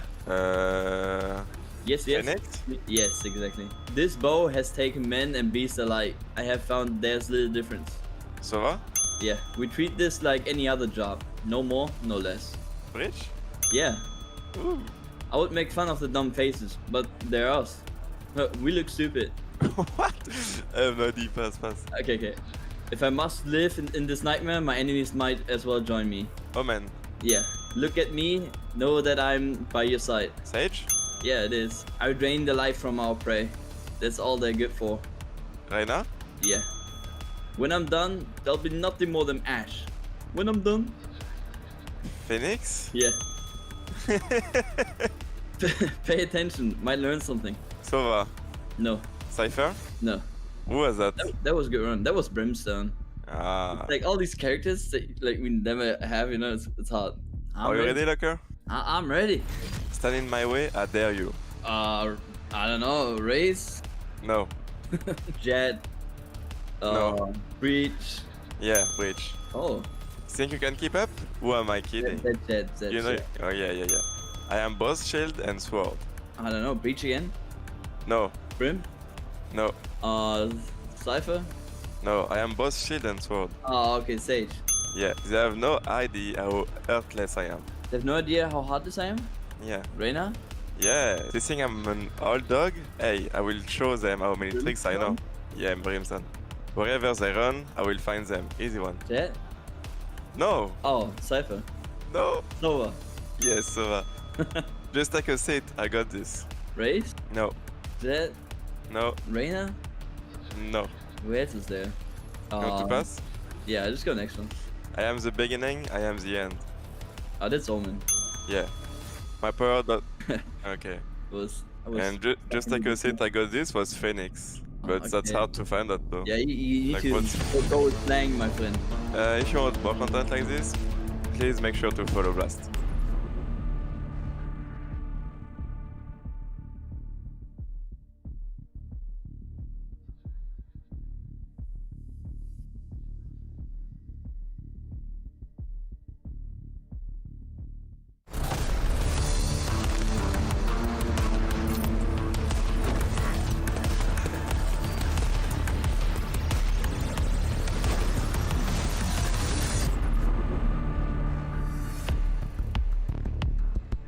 An 8-4 first half on the attacking side for FPX. Liquid are looking like they're on the ropes. It's dangerous for them and dangerous territory that FPX almost gifted them around just for the fun of it at the end there, Mitch. I'm very confused by the three-man push up into Eccles. They wanted him to have a 1v1 chance. It's like, how do we make this more difficult for ourselves? Oh yeah, they gave him gave them every opportunity. That was a very odd one. Eccles almost pulled it the whole way back afterwards, but his low HP after that, 3K was a little bit too much, unfortunately. Now we come into the attacking side. This is what I'm excited to see, Banks. Liquid, they've gone for no smokes. Pushing into the A site without smokes seems almost impossible to me. It's such a core part. This is where we saw Angel go against the meta, pulling out Brimstone in the first place, way back when that wasn't a thing at all, a couple months ago. So now, let's see what they've got in store for us. Boombot versus Boombot to kick things off. Oh, I wonder if they were just going to pop through the teleporter and try and play a bit of a fake game here. Full lamps control had by Liquid and soon to be sight control as well. The rotation's already come in and it's full focus from FPX to try and get this done. Zipan, he's on a tear once again. You can't slow this man down. Meadow takes down Soulcast as well. Link eats the grenades and Zipan, he's not done yet. Looking for more, hungry to devour all of the Liquid players, and the pistol round goes their way with very little trouble. Yeah, the reality is, we're looking at a pretty grim scenario, honestly. I don't want to be Liquid in this position. Yeah, I mentioned that obviously they needed a win split. The reality is either of the two maps remaining look very good for FPX, and I didn't see Liquid winning them. Then we saw these picks come through, these agent picks, and honestly, I don't know whether to root for or against them because of that. I love when teams try something new, but when you can't see the merit to it immediately, it means it's either going to be very good or very bad. And at the moment, it's the latter. Man, look, we can't judge them off a pistol round, though, realistically, or this round here where they've got classics. But it's the fact that they're 10-4 down. That's more the issue. You know, it's not that their comp won't work on attack, or it's not that we can definitively say that. In fact, you can't even judge them off one game, James, can you? Like, reality is they could be having a bad day, bad series of days. They need to get comfortable with the comp they're rocking. Look, if Sliggy thinks it's viable, there must be something to it that I'm just not seeing. Well, also, right, though, we heard this when I was speaking to the FPX guys, that they've been avoiding practicing the teams they're going to see in this tournament for obvious reason. So this maybe has been working out fine for Liquid against others. But you're dealing with FPX, it's a whole different kettle of fish. And, well, Shadow tries his best to spray him down. Doesn't quite work out. The full rotation coming in. Meadows just got to stay alive here. Nicely done. How did he get screamed there? He's doing more as they continue to push up into him. He can't be phased. He can't be stopped. As Angel finishes off Cryptix as well, and that's going to be a 10th round on the board. Nicely done from start to finish from FPX. I thought with a spike down, maybe we'll see something a bit more close quarters, pistol in hand from Liquid. But nope, just the FPX show once again. I really thought you were going to be spitting bars there, Banks. I thought he can't be phased, he can't be stopped. This Cryptix head gets popped. I thought that's where we were going with that. You told me I'm not allowed to sing or rap or anything else anymore on stream, mate. You keep clipping it. I said you keep sing. using it against me. If you want to rap, Banks, I'm 100% down for that. You go for it. I'll take all the bars you can give. But singing, let's leave that one. Get ready for tomorrow then, Mitch. Get ready. I'm coming prepared. You're going to have your written ready. The grind book is coming out. Fantastic. I'm going all the way back to 2001. Were you even born then? I don't even know. I don't know. That's a long time ago. Is that black and white movies, was it? Remember what Godby told you when you were making fun of my age last time? That's true. It's true. I did get given that too. I better keep myself in check. But look, who else needs to keep themselves in check? That's FPX. Because right now, their ego's got to be getting pretty damn big. They're number 2 in the world, and they're proving it here up against Liquid. Number 2 in the EU, excuse me. The world, basically, when it comes to competitive FPS shooters. Well, you're trying to trigger all of NA. Arena FPS is different. I'll give Rapid any day of the week. You know, these guys are gods. You put them in CS, though? No. And I think Valorant. We'll see later. Oh, the volley. Oh, Melo still got away with a kill despite the flames being at his feet. Cryptix playing off the edge of it as well. Shao trying to get some extra information in. Was able to see just a little bit with Shadow having the judge as well. He needs to get up close and personal, but Zipan, he's getting it done with the grenades. He's looking for more, but they line up for Cryptix. They're gifting him the opportunity, and Shao doesn't have enough health to stand strong for much longer. An attacking round goes the way of Liquid once they get the weapons in their hands, but you got to say it was still very close either way. FPX quick on that rotate, wanted to try and come back into it. And that nade again from Zipan, he places it oh so well. This is it's a good start. It's a damn good start, that's for sure. You know, when I look at FPX and the position they're currently in, I think they've got to be high and mighty. They got to be feeling good. I don't know if Angel will have pracked against this kind of attacking side of Liquid. I don't know if anyone will have pracked against this kind of attacking side. So I guess there's always the potential to come in and catch them off guard. You have many flashes to play around. Maybe that's what they're going for. Again, pushing into the A side, I think, is going to take the back burner a little bit. You really want to see the majority B hits because that's where I think the smokes are less required. But still, ideally, you want some. Oh, no! Wow. Great work. Great nade. Fantastic. I love seeing that over from mid.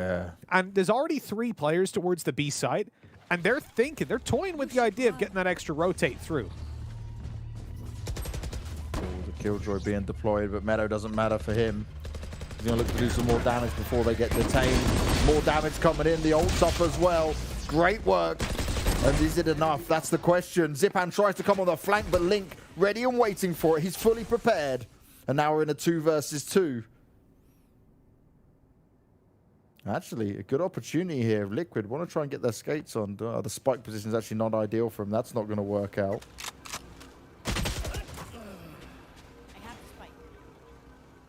Where do we go? Where do we go from here? You're 1 versus 2. Ult's already dissipated. Angel's making steps. They know exactly where he is. He's spraying away to try and get some damage done, expecting to plant inside, but it's actually backside. They've got the freedom to move around. There's swing out by Angel, the jump. Link. Possibly trying to avoid an operator if there was one in play. Maybe that was the idea, but it didn't work out. Link just gets a little spray. This is the Link I've been missing. We were saying it right at the very beginning of the day. The smart plays, the headshot machine, the Mr. Consistent coming out there. Well, that's a round that Liquid needed, and he truly helped him in it from start to finish. Even just being prepared for Zipan to be quick on that flank through the teleporter. Yeah, it may make a sound cue, but how many times do you hear that sound cue and you just kind of forget about it, right? We see players too focused on what's going on the site. 10-6, and well, Liquid, it looks tough for them to climb up into it, but with this round being a bit of a low buy coming out here from FPX, there's still a huge chance for them, but seeing Xiao with that judge, it scares the hell out of me, Mitch. We've seen many amazing moments throughout these European Ignition series with that man and that gun. The 180s with the judge, I'll never forget it. That was sickening. Sickening. Never. Not a day goes by I don't dream about that. I was holding my mouse that time as well. Still hasn't worked out for me, but I'm waiting for it. This is the old Bob. We've got the flashes around. It obviously dealt with on the spams, even though those players are blind, but getting back in is difficult. Made a little easier potentially by the ult. It actually caught Cryptix up close with that. Spike's still not planted. This is looking quite good. FPX have done oh my God, Meadow! That's what a ghost. Luckily, they took down Angel in the interim, but the flash actually managed to catch them off. And Liquid make it away. They get another kill in the process. Okay, so it's a 1 versus 2. It's very winnable. But they both rotated. That means there's going to be a weapon in play. Guaranteed rifle. That was crazy. That was far too close. 1v2, no armor up on Shadow either. But having the weapon might give him an opportunity. He's trying to spam up the position, see if anyone's further forward than he might expect. But I love this from Liquid. They're using the buddy system. They're staying together. They're not giving him the chance of a couple of 1v1 fights. More noise being made, and Shadow, he knows this is a tall task for him. You can avoid that for now. Nicely done. Oh, not. It's not going to be enough, and it's not going to connect with him either, but he at least knows their position. He wants to try and bait him out. He's going to keep on the site long enough to at least do some further damage. Can head into that teleporter and try and escape. Scream on the hunt. He's going to get flashed down. Oh, brilliant stuff there. Very smart from Shadow. He takes away their weapons. He carries a gun through to the round for himself. And actually, FPX got a hell of a lot out of that round. Yeah, dude, they came in with pistols. The fact they're able to walk out with 4 kills and a rifle, that is massive. I mean, that, well, 5 because of the spike as well, right? Yeah. So really, that's more of a positive than you would expect if you were FPX. And now they come into this one with a full buy. They've got all the rifles that they want. I'm actually interested to see that Liquid are preferencing the Phantom. They've only got 2 Vandals. And after the update, obviously, the objective was to balance these weapons so that they're even. Not so that one is being used more than the other. They don't want the Vandal to be the exclusively used rifle. If they did, they wouldn't have put a second rifle in the game. But a lot of the players that we've seen today have been swinging back over to the Vandal. I know that the majority have been very happy with the update because it's a weapon that just feels so damn good to use. And yet, for Liquid, not so much. They're Phantom through and through. Maybe it's the skin. Well, Liquid have a lot of control towards B once again. 3 players already rotated over from FPX, though. Leaving just 2 on the A site for now. 50 seconds to go, and we could see the teleporter run through if Liquid so wanted to do it. Angel deploying the smokes. He wants to delay their attempt to push in. Shadow's going to have a go at it himself. Great timing on this, and they're going to swing on it. Shadow finds himself. Scream. Angel picking up kills as well. This is the FPX style you want to see. They were ready and waiting for it. Spike on the floor. And now Liquid are in a 5v2. This is less than ideal, but Soulcast wants to try and even up the numbers. Is this going to be enough? Is this going to be possible for him? Right on the edge of it, Link. He understands there could be a player right there. I think he's just catching the shoulder of him potentially. They might showstopper off this. They've spotted the player in the corner and to the left side. This is it. Potentially showstopper, but no. As soon as Link falls, it's time to give up on that idea. And I like the fact that they conserved it. I was getting worried. You could have seen it throw through. It's getting to desperate times towards the end, but I think it's definitely better to save the showstopper for a 5v5 round than throw it away in a 2v4 that even if it gets 1 kill, you're probably still not going to win it, especially not with the time. Matter of fact, even if it gets 2 kills, you're probably still going to lose considering the time that was left. Yeah, that's the thing, right? Clock was running down already. FPX held onto that oh so well. Had to commit some ults to it, though. But they've been able to stop Liquid in their tracks, trying to slow down that momentum. And I really feel like momentum plays such a huge factor in Valorant compared to other FPS games. You really see the confidence plays, right? Whether you're going to commit to the duels or not. Yeah, it has. A lot of the time, as you were saying earlier, Banks, you do just commit to duels. Going in for those shoulder peeks and bailing is rare. We've seen Xiao do it. He had some great jump peeks earlier on. Yeah. And the benefit of the jump peek, they obviously won't be aiming at your head. So even if they do connect a shot on the crosshair placement, it's probably not going to be a headshot. Oh, Zipman's this been was so nice. Oh my still God. went down. That's disgusting. Trying his best. Eccles is ripping heads off. Angel wants to fire back with some of his own. He's not done yet. Headshots delivered. And he's holding in. Angel, you absolute madman. He's put it into a 2v1. This was looking like it was Liquid's round. He forces him out, but he's reloading in the open. Link trying to save the day. They're both tagged up. They're both semi-low.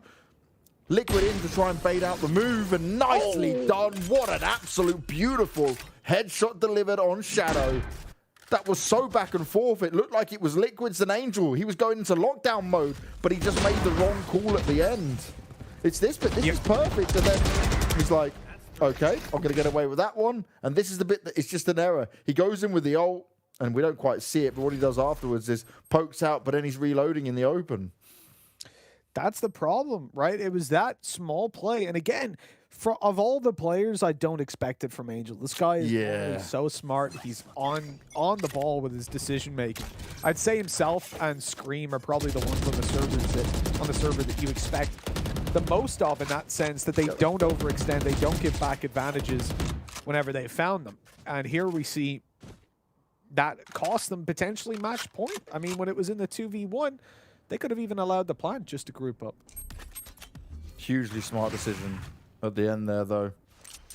Put the spike down, fake it out, go in, lands the headshot, makes it work, and grab Liquid around. One they desperately needed, keeping them in the game, keeping them away from that match point, that series point as well, might we add.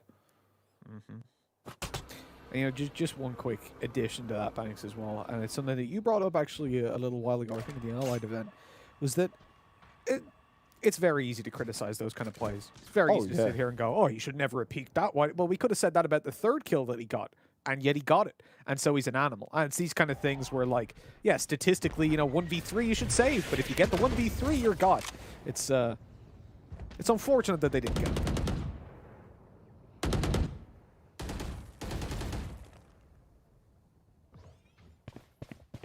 And that's the thing, in the heat of a moment, you can make mistakes like that. God, I'd hate to be in their position. Right now, FPX looking to hold on. A good start from Angel as Liquid again. They're trying to find success in the B site, but it might be too late. The clock is running down, but Eccles and Scream, they're trying to act like madmen, but on 28 health, how much can Eccles really get done? Or will he spot it out? He goes in for the spike plant. He's going to get sideswiped. Xiao comes in for it. No problem at all. And 12-8, that match and series point is secured. Only one is needed. They got it in the end, finally. And look at these defensive rounds.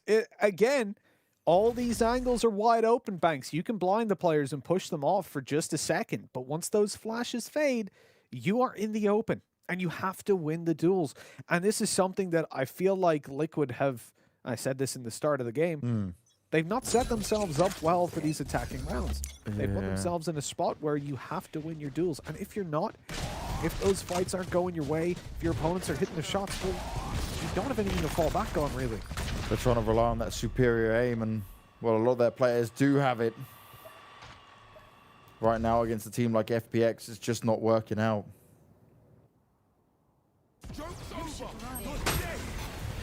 The ult's going to be popped. Scream's pushing on forward. The Killjoy ult's in play as well, but Angel is ready and waiting, and he actually finds Eccles through Scream. FPX are dominating, and Liquid just don't have the answers. They're getting picked apart. They're getting torn to shreds. Only Scream remains, and FPX are going to take this 2-0. 13-8. A Scream who just has to back away. He's got no hope. Zipan finishes him off. It's 13-8, Mitch, and a dominant performance from FPX, proving why they are the second best team in Europe by a long stretch. It didn't matter what Liquid tried to throw at them. New compositions, difficult agents to handle. It just couldn't quite work out. No, not at all. This was an FPX that were out to prove something, and boy have they done it. They just stuck with what's been working for them when it came through to this map, and it kept on working. Liquid trying something new, I'm not against it, but in this instance at least, they don't get anything for it. No, a very tough match for Liquid. They're trying to mix things up, they're trying to find their flow and form, but this time around it's not going to work out, and they will head down to the lower bracket to face off against NIP tomorrow. We're going to be heading to a break, but then after that we'll be breaking down this game and catching up with some of the players for some interviews, so stay tuned.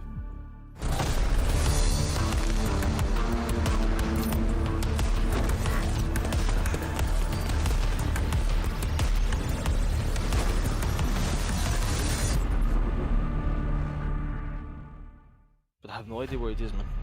Wait, is that Phoenix? It's fine. It's fine. I'll take the L. I don't mind. Yeah, if it was Counter-Strike, I would own it for sure, man. I think I'll stop jumping the gun. I'll think about it a little bit more.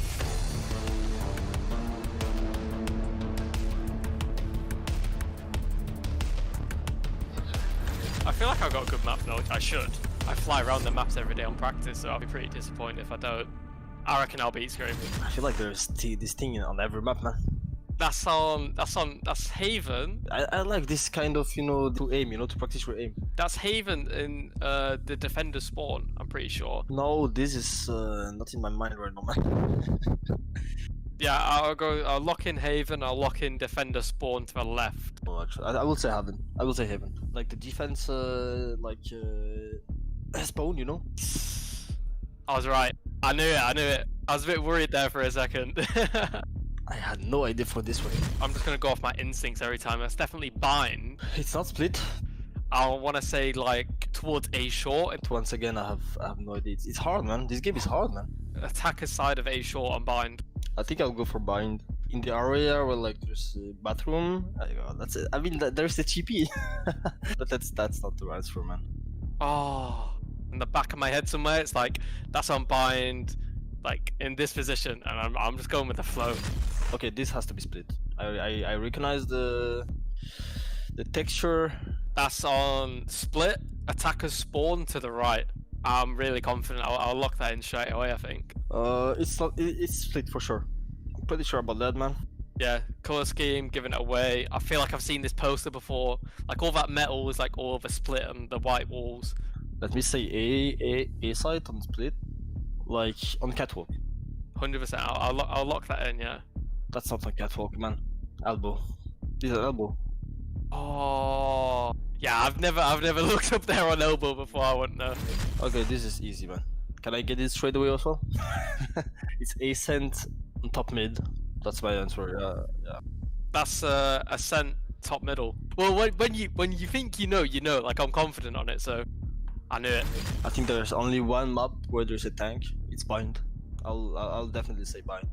Oh, that's bind a short one by the truck. I'm not losing that. I'm not losing that. Hey, let's go. I'll take 80%. I'm pretty impressed that I got 80%. It's difficult. It's difficult. The next time I'll watch everything on the maps. Like.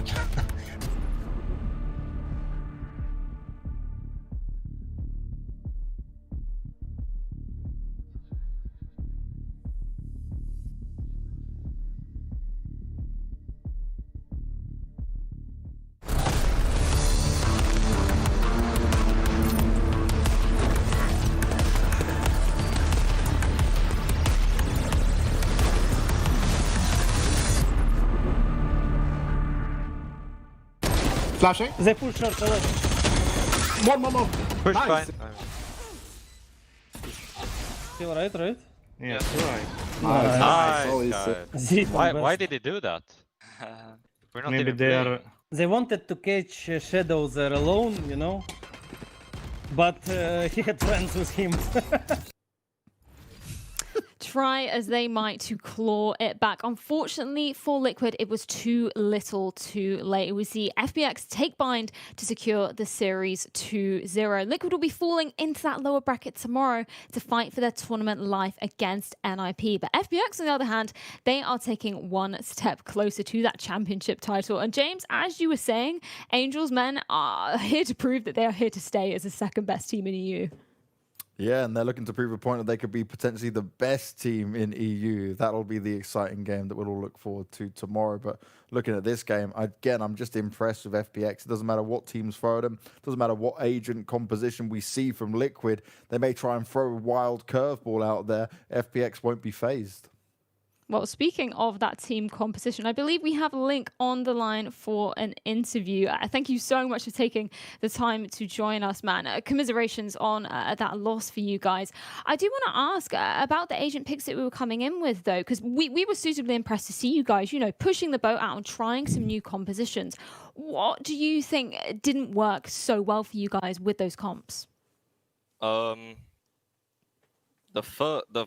The first thing that wasn't so well was that on the first map we played against stuff that we haven't played against before in practice, so that was difficult as it is. Obviously, we're trying to comp with no smoke, so you know things can go wrong. We got exploited. So other than that, we're gonna have to watch it back and see what went wrong. I think with the comp. The idea for me of like Scream playing this more aggressive Phoenix role is something that's quite exciting, as him being more of an entry fragger role. Is that now him trying to play a little bit more individualistic, or is this something where you're still going to look to set him up with other agents at the same time? We put him on Phoenix because obviously his main agent's Reyna, and we think on this map, obviously Phoenix is better. We've seen NA teams and stuff do it more often, so we thought we'd try and implement it into our game. He's definitely picked up to be more aggressive, so that's definitely something for us, trying to get him more aggressive, more entries. So yeah, we're going to try and keep him on these sort of agents, more duelists, instead of like putting him on Breach, which we tried before. So yeah, hopefully to get like a more aggressive playstyle out of him, like he's good at. Now, Link, I've got a couple of questions here for you, buddy, because when it comes to these agent picks and what you guys are showing us, how are these choices being made? Where are you guys taking your inspiration from? Is it just Eccles and Sliggy working out, or do you walk us the perfect formula from different regions, like you just mentioned, a bit of success from Phoenix and NA? Yeah, it literally is a bit of everything. Sliggy's behind the scenes trying to work on the best thing for us, because obviously we have our preferences. Like, obviously we want Scream on more aggressive stuff. We know Dom's really good on, or Soulcast is really good on Raze. We want him to play Raze. So yeah, it's just a bit of a mix and match, really. We're just trying to get where we're going. And when it comes to your practice games, right, how are you dealing with practice? How good is the quality of practice you can get? Because I would assume, especially from talking to some other players on your team, that you don't want to obviously play against the likes of G2 and FPX with what you're trying to show. You want to hide some of this, right? Yeah, that is the difficult part. Practice is a difficult part. I won't lie to you guys. Like playing against, I won't say worse opponents, but like we obviously can't prac the best of the best because they're the people we play in week in, week out. So it's a bit hard. But in practice, like the comp we've been playing as well has actually been going really good. We've just played against obviously better team, better opponents, and they've just exploited us really for our comp this time. Well, there's one thing I know is guys can always bounce back from it. And I just want to ask one last thing. I'm being real cheeky here. Sorry, Freya. I'm just butting in because I love it when I get linked for good questions. I love doing this. This is my enjoyment mode. How much has it been hard for you to change away and deal with all these Sage nerfs coming in? Because you were absolutely on a tear when we've been watching you individually. Mate, it sucks. It sucks. Now I'm a man of many agents. I've got to play everything. But yeah, no. You like Phoenix? Hard, man. Do I like? He's good, you know, but like it's just the way I'm playing him. Like we're just trying different things. Have to watch like much more NA than I did last time, so just got to try and figure out a way to play him to the best of my ability, really. But no, as an agent, he's actually good. I like him. I do want to ask one more question before we let you go, because obviously we're going to see you returning tomorrow to face off against NIP. And I'm wondering exactly what you're going to be doing going into that match. Of course, you said, you've got to go back and review your VODs, have a look at what went wrong for you. But are you still going to be going with maybe some spicy agent picks? Have you got a particular plan going forward for them? Oh yeah, we're going in. I don't know why I was about to say something reckless. Then no, we're going in. We're going guns blazing, mate. We're going guns blazing. I don't care. We're going to stick to the comp. I don't care what anyone else is playing. It might not work today, but we'll see it tomorrow. That's exactly what we love about you guys so much. You guys aren't afraid to push the boat out, and I hope we see that coming into tomorrow. Thank you so much for taking the time. Obviously, congratulations again for that loss, but we will be seeing you back here tomorrow. Thank you, Link. Right, no Fantastic to get to speak to the man himself. And I love that, James. We were speaking about that earlier. The fact that they don't care. They want to be pushing the boat out. They want to be testing new things. And I know you were talking to Mitch about it during the game. Is that, this is a game that's still, the competitive scene, it's still growing and developing. We don't see those sort of the sort of restrictions that we see in other FPS titles. So it is exciting to have a team on the line actually putting forward some new suggestions. Well, let's look at it this way, Freya, right? There is no golden ticket to winning in this just yet, because tomorrow an update could be rolled out that no one expected, and it could do exactly what it's done on this previous patch, right? Everyone could be thrown up in the air, huge things could be changed. So this comp that we're seeing from Liquid, everyone's going, where's the smokes? What's the problem? We've said it ourselves, like, okay, they're lacking smokes. This could be a problem coming into it. You never know. 1 week's time, 2 weeks' time, a month's time, they could be the best team out there because it does work for them. The buffs come their way.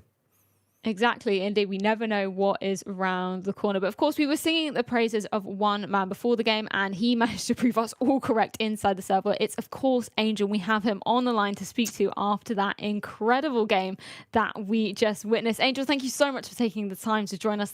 Congratulations again on that fantastic win. I do want to start off by, talking about what you expected of Liquid coming into this game. Were the agents that they picked a bit of a surprise to you? Did it throw you off? Yeah, hello, first of all. And second of all, do you hear me, right? Yeah, mate. Okay. Just double checking. So basically, we didn't expect this kind of YOLO agent pick, because playing without smokes is really, really, really, really hard. It's like you need to build every single round by changing the smokes with something, And you can't... Like, for example, they did explosive grenade from Race to City when they was going like B on bind. But it stops us from coming to help for like 2-3 seconds, not 10-15 for sure, right? And I didn't feel this agent pick have potential from my point of view. So in terms of your own comps, obviously we've seen you stick to one now, at least for the last couple of tournaments. But in the past, you've tested out agents like Phoenix. We saw you obviously have Sage instead of Breach at times, although that one's not so much a big thing. Are you still within the testing phase of this roster and still going to be trying out new agents where you can? Or is this now going to be the sort of 5 agents that you're trying to stick to for a bit longer of a time? I don't think you can stick to only one agent pick in Valorant. I think it's a big mistake because it's easy to adapt here. It's easy to counter with all these walls, mollies, grenades and stuff. So you need to be, you need to have a lot of options to switch between. On this tournament, we're just testing a pick where every player is using its favorite agent basically, and only I'm who switch between like Omen and Brimstone on different maps. Now, Angel, you've managed to get a nice win here over the Liquid guys. They tried to throw you a curveball with the agents, but you guys handled it strong. When you're looking at the likes of G2, though, right, they've been a nemesis for all of Europe for a long time here. Are you going to stick to what you've been playing as? Do you think that this patch is just going to work out with exactly what you've got now? Or is there something you may have a surprise up your sleeve? We'll see. I don't know. Like, we have few different peaks on every map, but I'm not sure I can just like open it right here and right now. Oh, that gets me excited for this one. Any Vipers? Now, yeah, there we go. No, I'll stay here for sure. No Vipers. No Vipers and no Phoenix. No Phoenix. No Viper, for sure. No fun. No fun. No fun. Viper is such a fun hero, plus in right? the name. I feel like Viper is the most boring hero. Yeah. Many teams try to make it work at the B, and they quickly realize that it doesn't work out in their favor.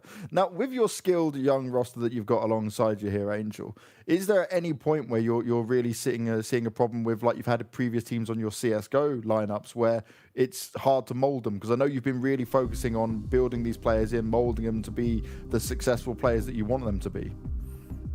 At some point, obviously, we'll have some problems with a lot of aspects, right, of the work, especially because of my players are pretty young and unexperienced in terms of like big competitive scene.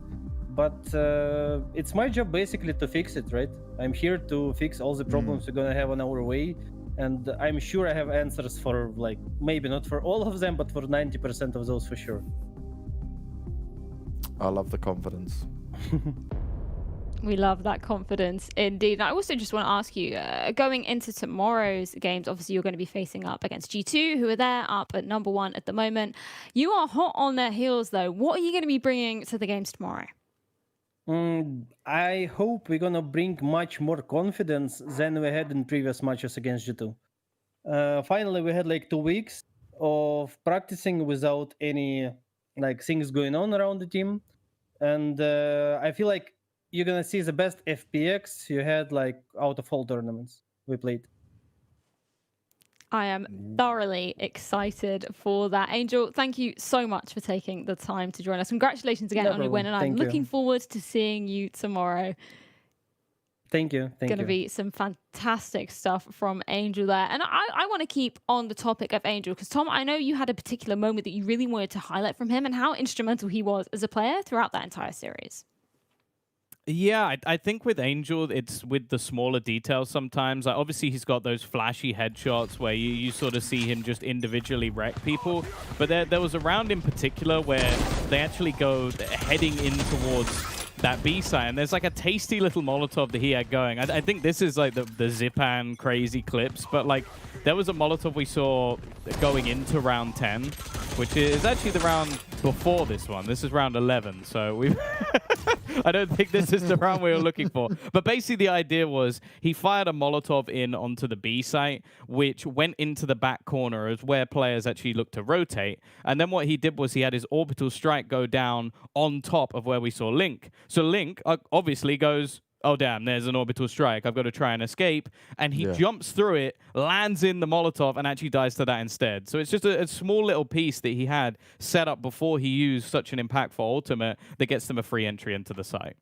Yeah, and it's all those little pieces really, really coming together that can cement those crucial rounds. And we've definitely seen that coming from the FPX side. And speaking of which, Tom, I think it's time for you to crown your MVP of the match presented by Gillette. Who is it going to be? It's gonna be boring. It's always Zipan. Like I was so close to giving it to Angel just because the sort of heroics he had towards the end of the game. Like there was that. I think there was the round that James sort of spoke about where I think he gets 3 kills and kind of whiffed on the 4th. If he gets that 4th kill, I'm giving him the MVP. Like he's taking it away. Okay. But that, like the fact that there was that small slip up, I was like, okay, I'm gonna give it to the youngster. His first map performance was incredible. I think he got 22 kills in a relatively short game. An ace that basically upset everything, because I do feel like there were rounds at least where Liquid looked like they were building into the game on their defensive side. There were 2 rounds that ended it. The ace that came out from Zipan and then the triple kill clutch that came out from Meadow. If those 2 rounds don't happen, maybe we see Liquid actually mount some sort of a comeback. But those 2 players just had incredible impact throughout their game. And the second map, especially if you actually look at Meadow, I think if he maybe like frags a little bit harder in the first one, you could even put an argument for him in there. There was just an incredible team performance overall. It really, Tom, really was. I want to ask you one thing here, mate. Sorry, Frey. I've got to ask Tom this because we've seen Zipan, right, come in here and look real good from start to finish. But how many players do we see who come from a team where they're like the superstar? And yeah, okay, he's placed in the superstar position now again, but it's a bit more strategical. He's under the leadership of Angel. And I actually see he's getting better. Like, when do we ever see that? This is wild. He's actually getting better. I was watching him today and I'm like, this is unreal. Like, this is just unfair. Like, how does someone go from being a superstar to continue to get better when it's actually now harder for him to execute himself? It's incredible. I don't think we've seen this. There's no player right now that's impressing me as much as Zipan. Yeah, he really, really has been impressing indeed. And I'm sure going ahead in the competition, he's going to be doing the exact same thing. And Mitch, I wanted to hear from your perspective coming off of that game. Were there any other players that really, really stood out for you, or was it the Zipan and Meadow show all the way? Yeah, like Meadows, my man. I was singing his praise on map number 1 when he was bottom of the scoreboard, saying, you know, he did his job. That's all that he needs to do. But when you put him in positions where he needs to turn up, he does. And there you go yet again. The thing that impresses me about Meadow, and I'll take it all the way back to, I think it was back in beta, he had this rotate. And I remember the whole time I was watching him, and I was like, go on, run. And he just kept shift walking. He shift walked for like 30 seconds, even though they knew they were executing the other side, and he ended up getting the reward for it with just 1 kill. Could have gotten a 4K, could have gotten an ace with a sick clutch coming up behind them, but he's so patient. He doesn't care how many kills he gets. If his team don't need him to run, he ain't running. And it's that level of patience and discipline that I don't see in a lot of teams. We're talking high-level Counter-Strike even, that people are like, ooh, I could get a cool play here. Let me just W key it. But Meadow's smart, and I love that, because I guarantee he walked out of that first map where he was like 1 kill for 7 or 8 rounds, and he was like, I don't care, we're winning. And that's the kind of mentality you need. Yeah, exactly. It's always thinking of that long-term goal going ahead as a team. And I think that is what we've seen from FPX. They have it totally locked down. And with that, I think we need to take a quick recap of the bracket to see exactly where that lands up as we conclude the day here at the Blast Twitch Invitational. Of course, it's going to be G2 NIP. It's going the way of G2 there 2-0. That cements G2 in our upper bracket final tomorrow against Fun plus Phoenix. But before that, it's going to be NIP versus Team Liquid in that lower bracket final, James. One of these teams is going to be going home, and I'm going to be heartbroken for whoever it is. Of course, we can see that NIP versus Team Liquid game being the first to grace our screens, but of course, we have a show match as well, don't we, Tom? That is going to be incredibly interesting to see.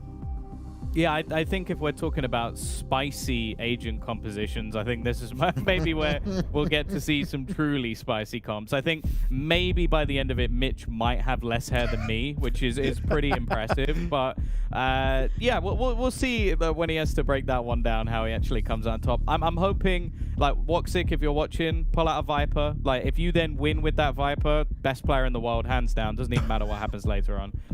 Well, we've had so much fun here on day 1, and day 2 is shaping up to be even better. Gentlemen, thank you so much for joining me up here on the desk and during the games all day long. It's been an absolute blast, and I can't wait to be joining you guys back for tomorrow. Make sure you join us back here, same time, same place, for more Valorant action.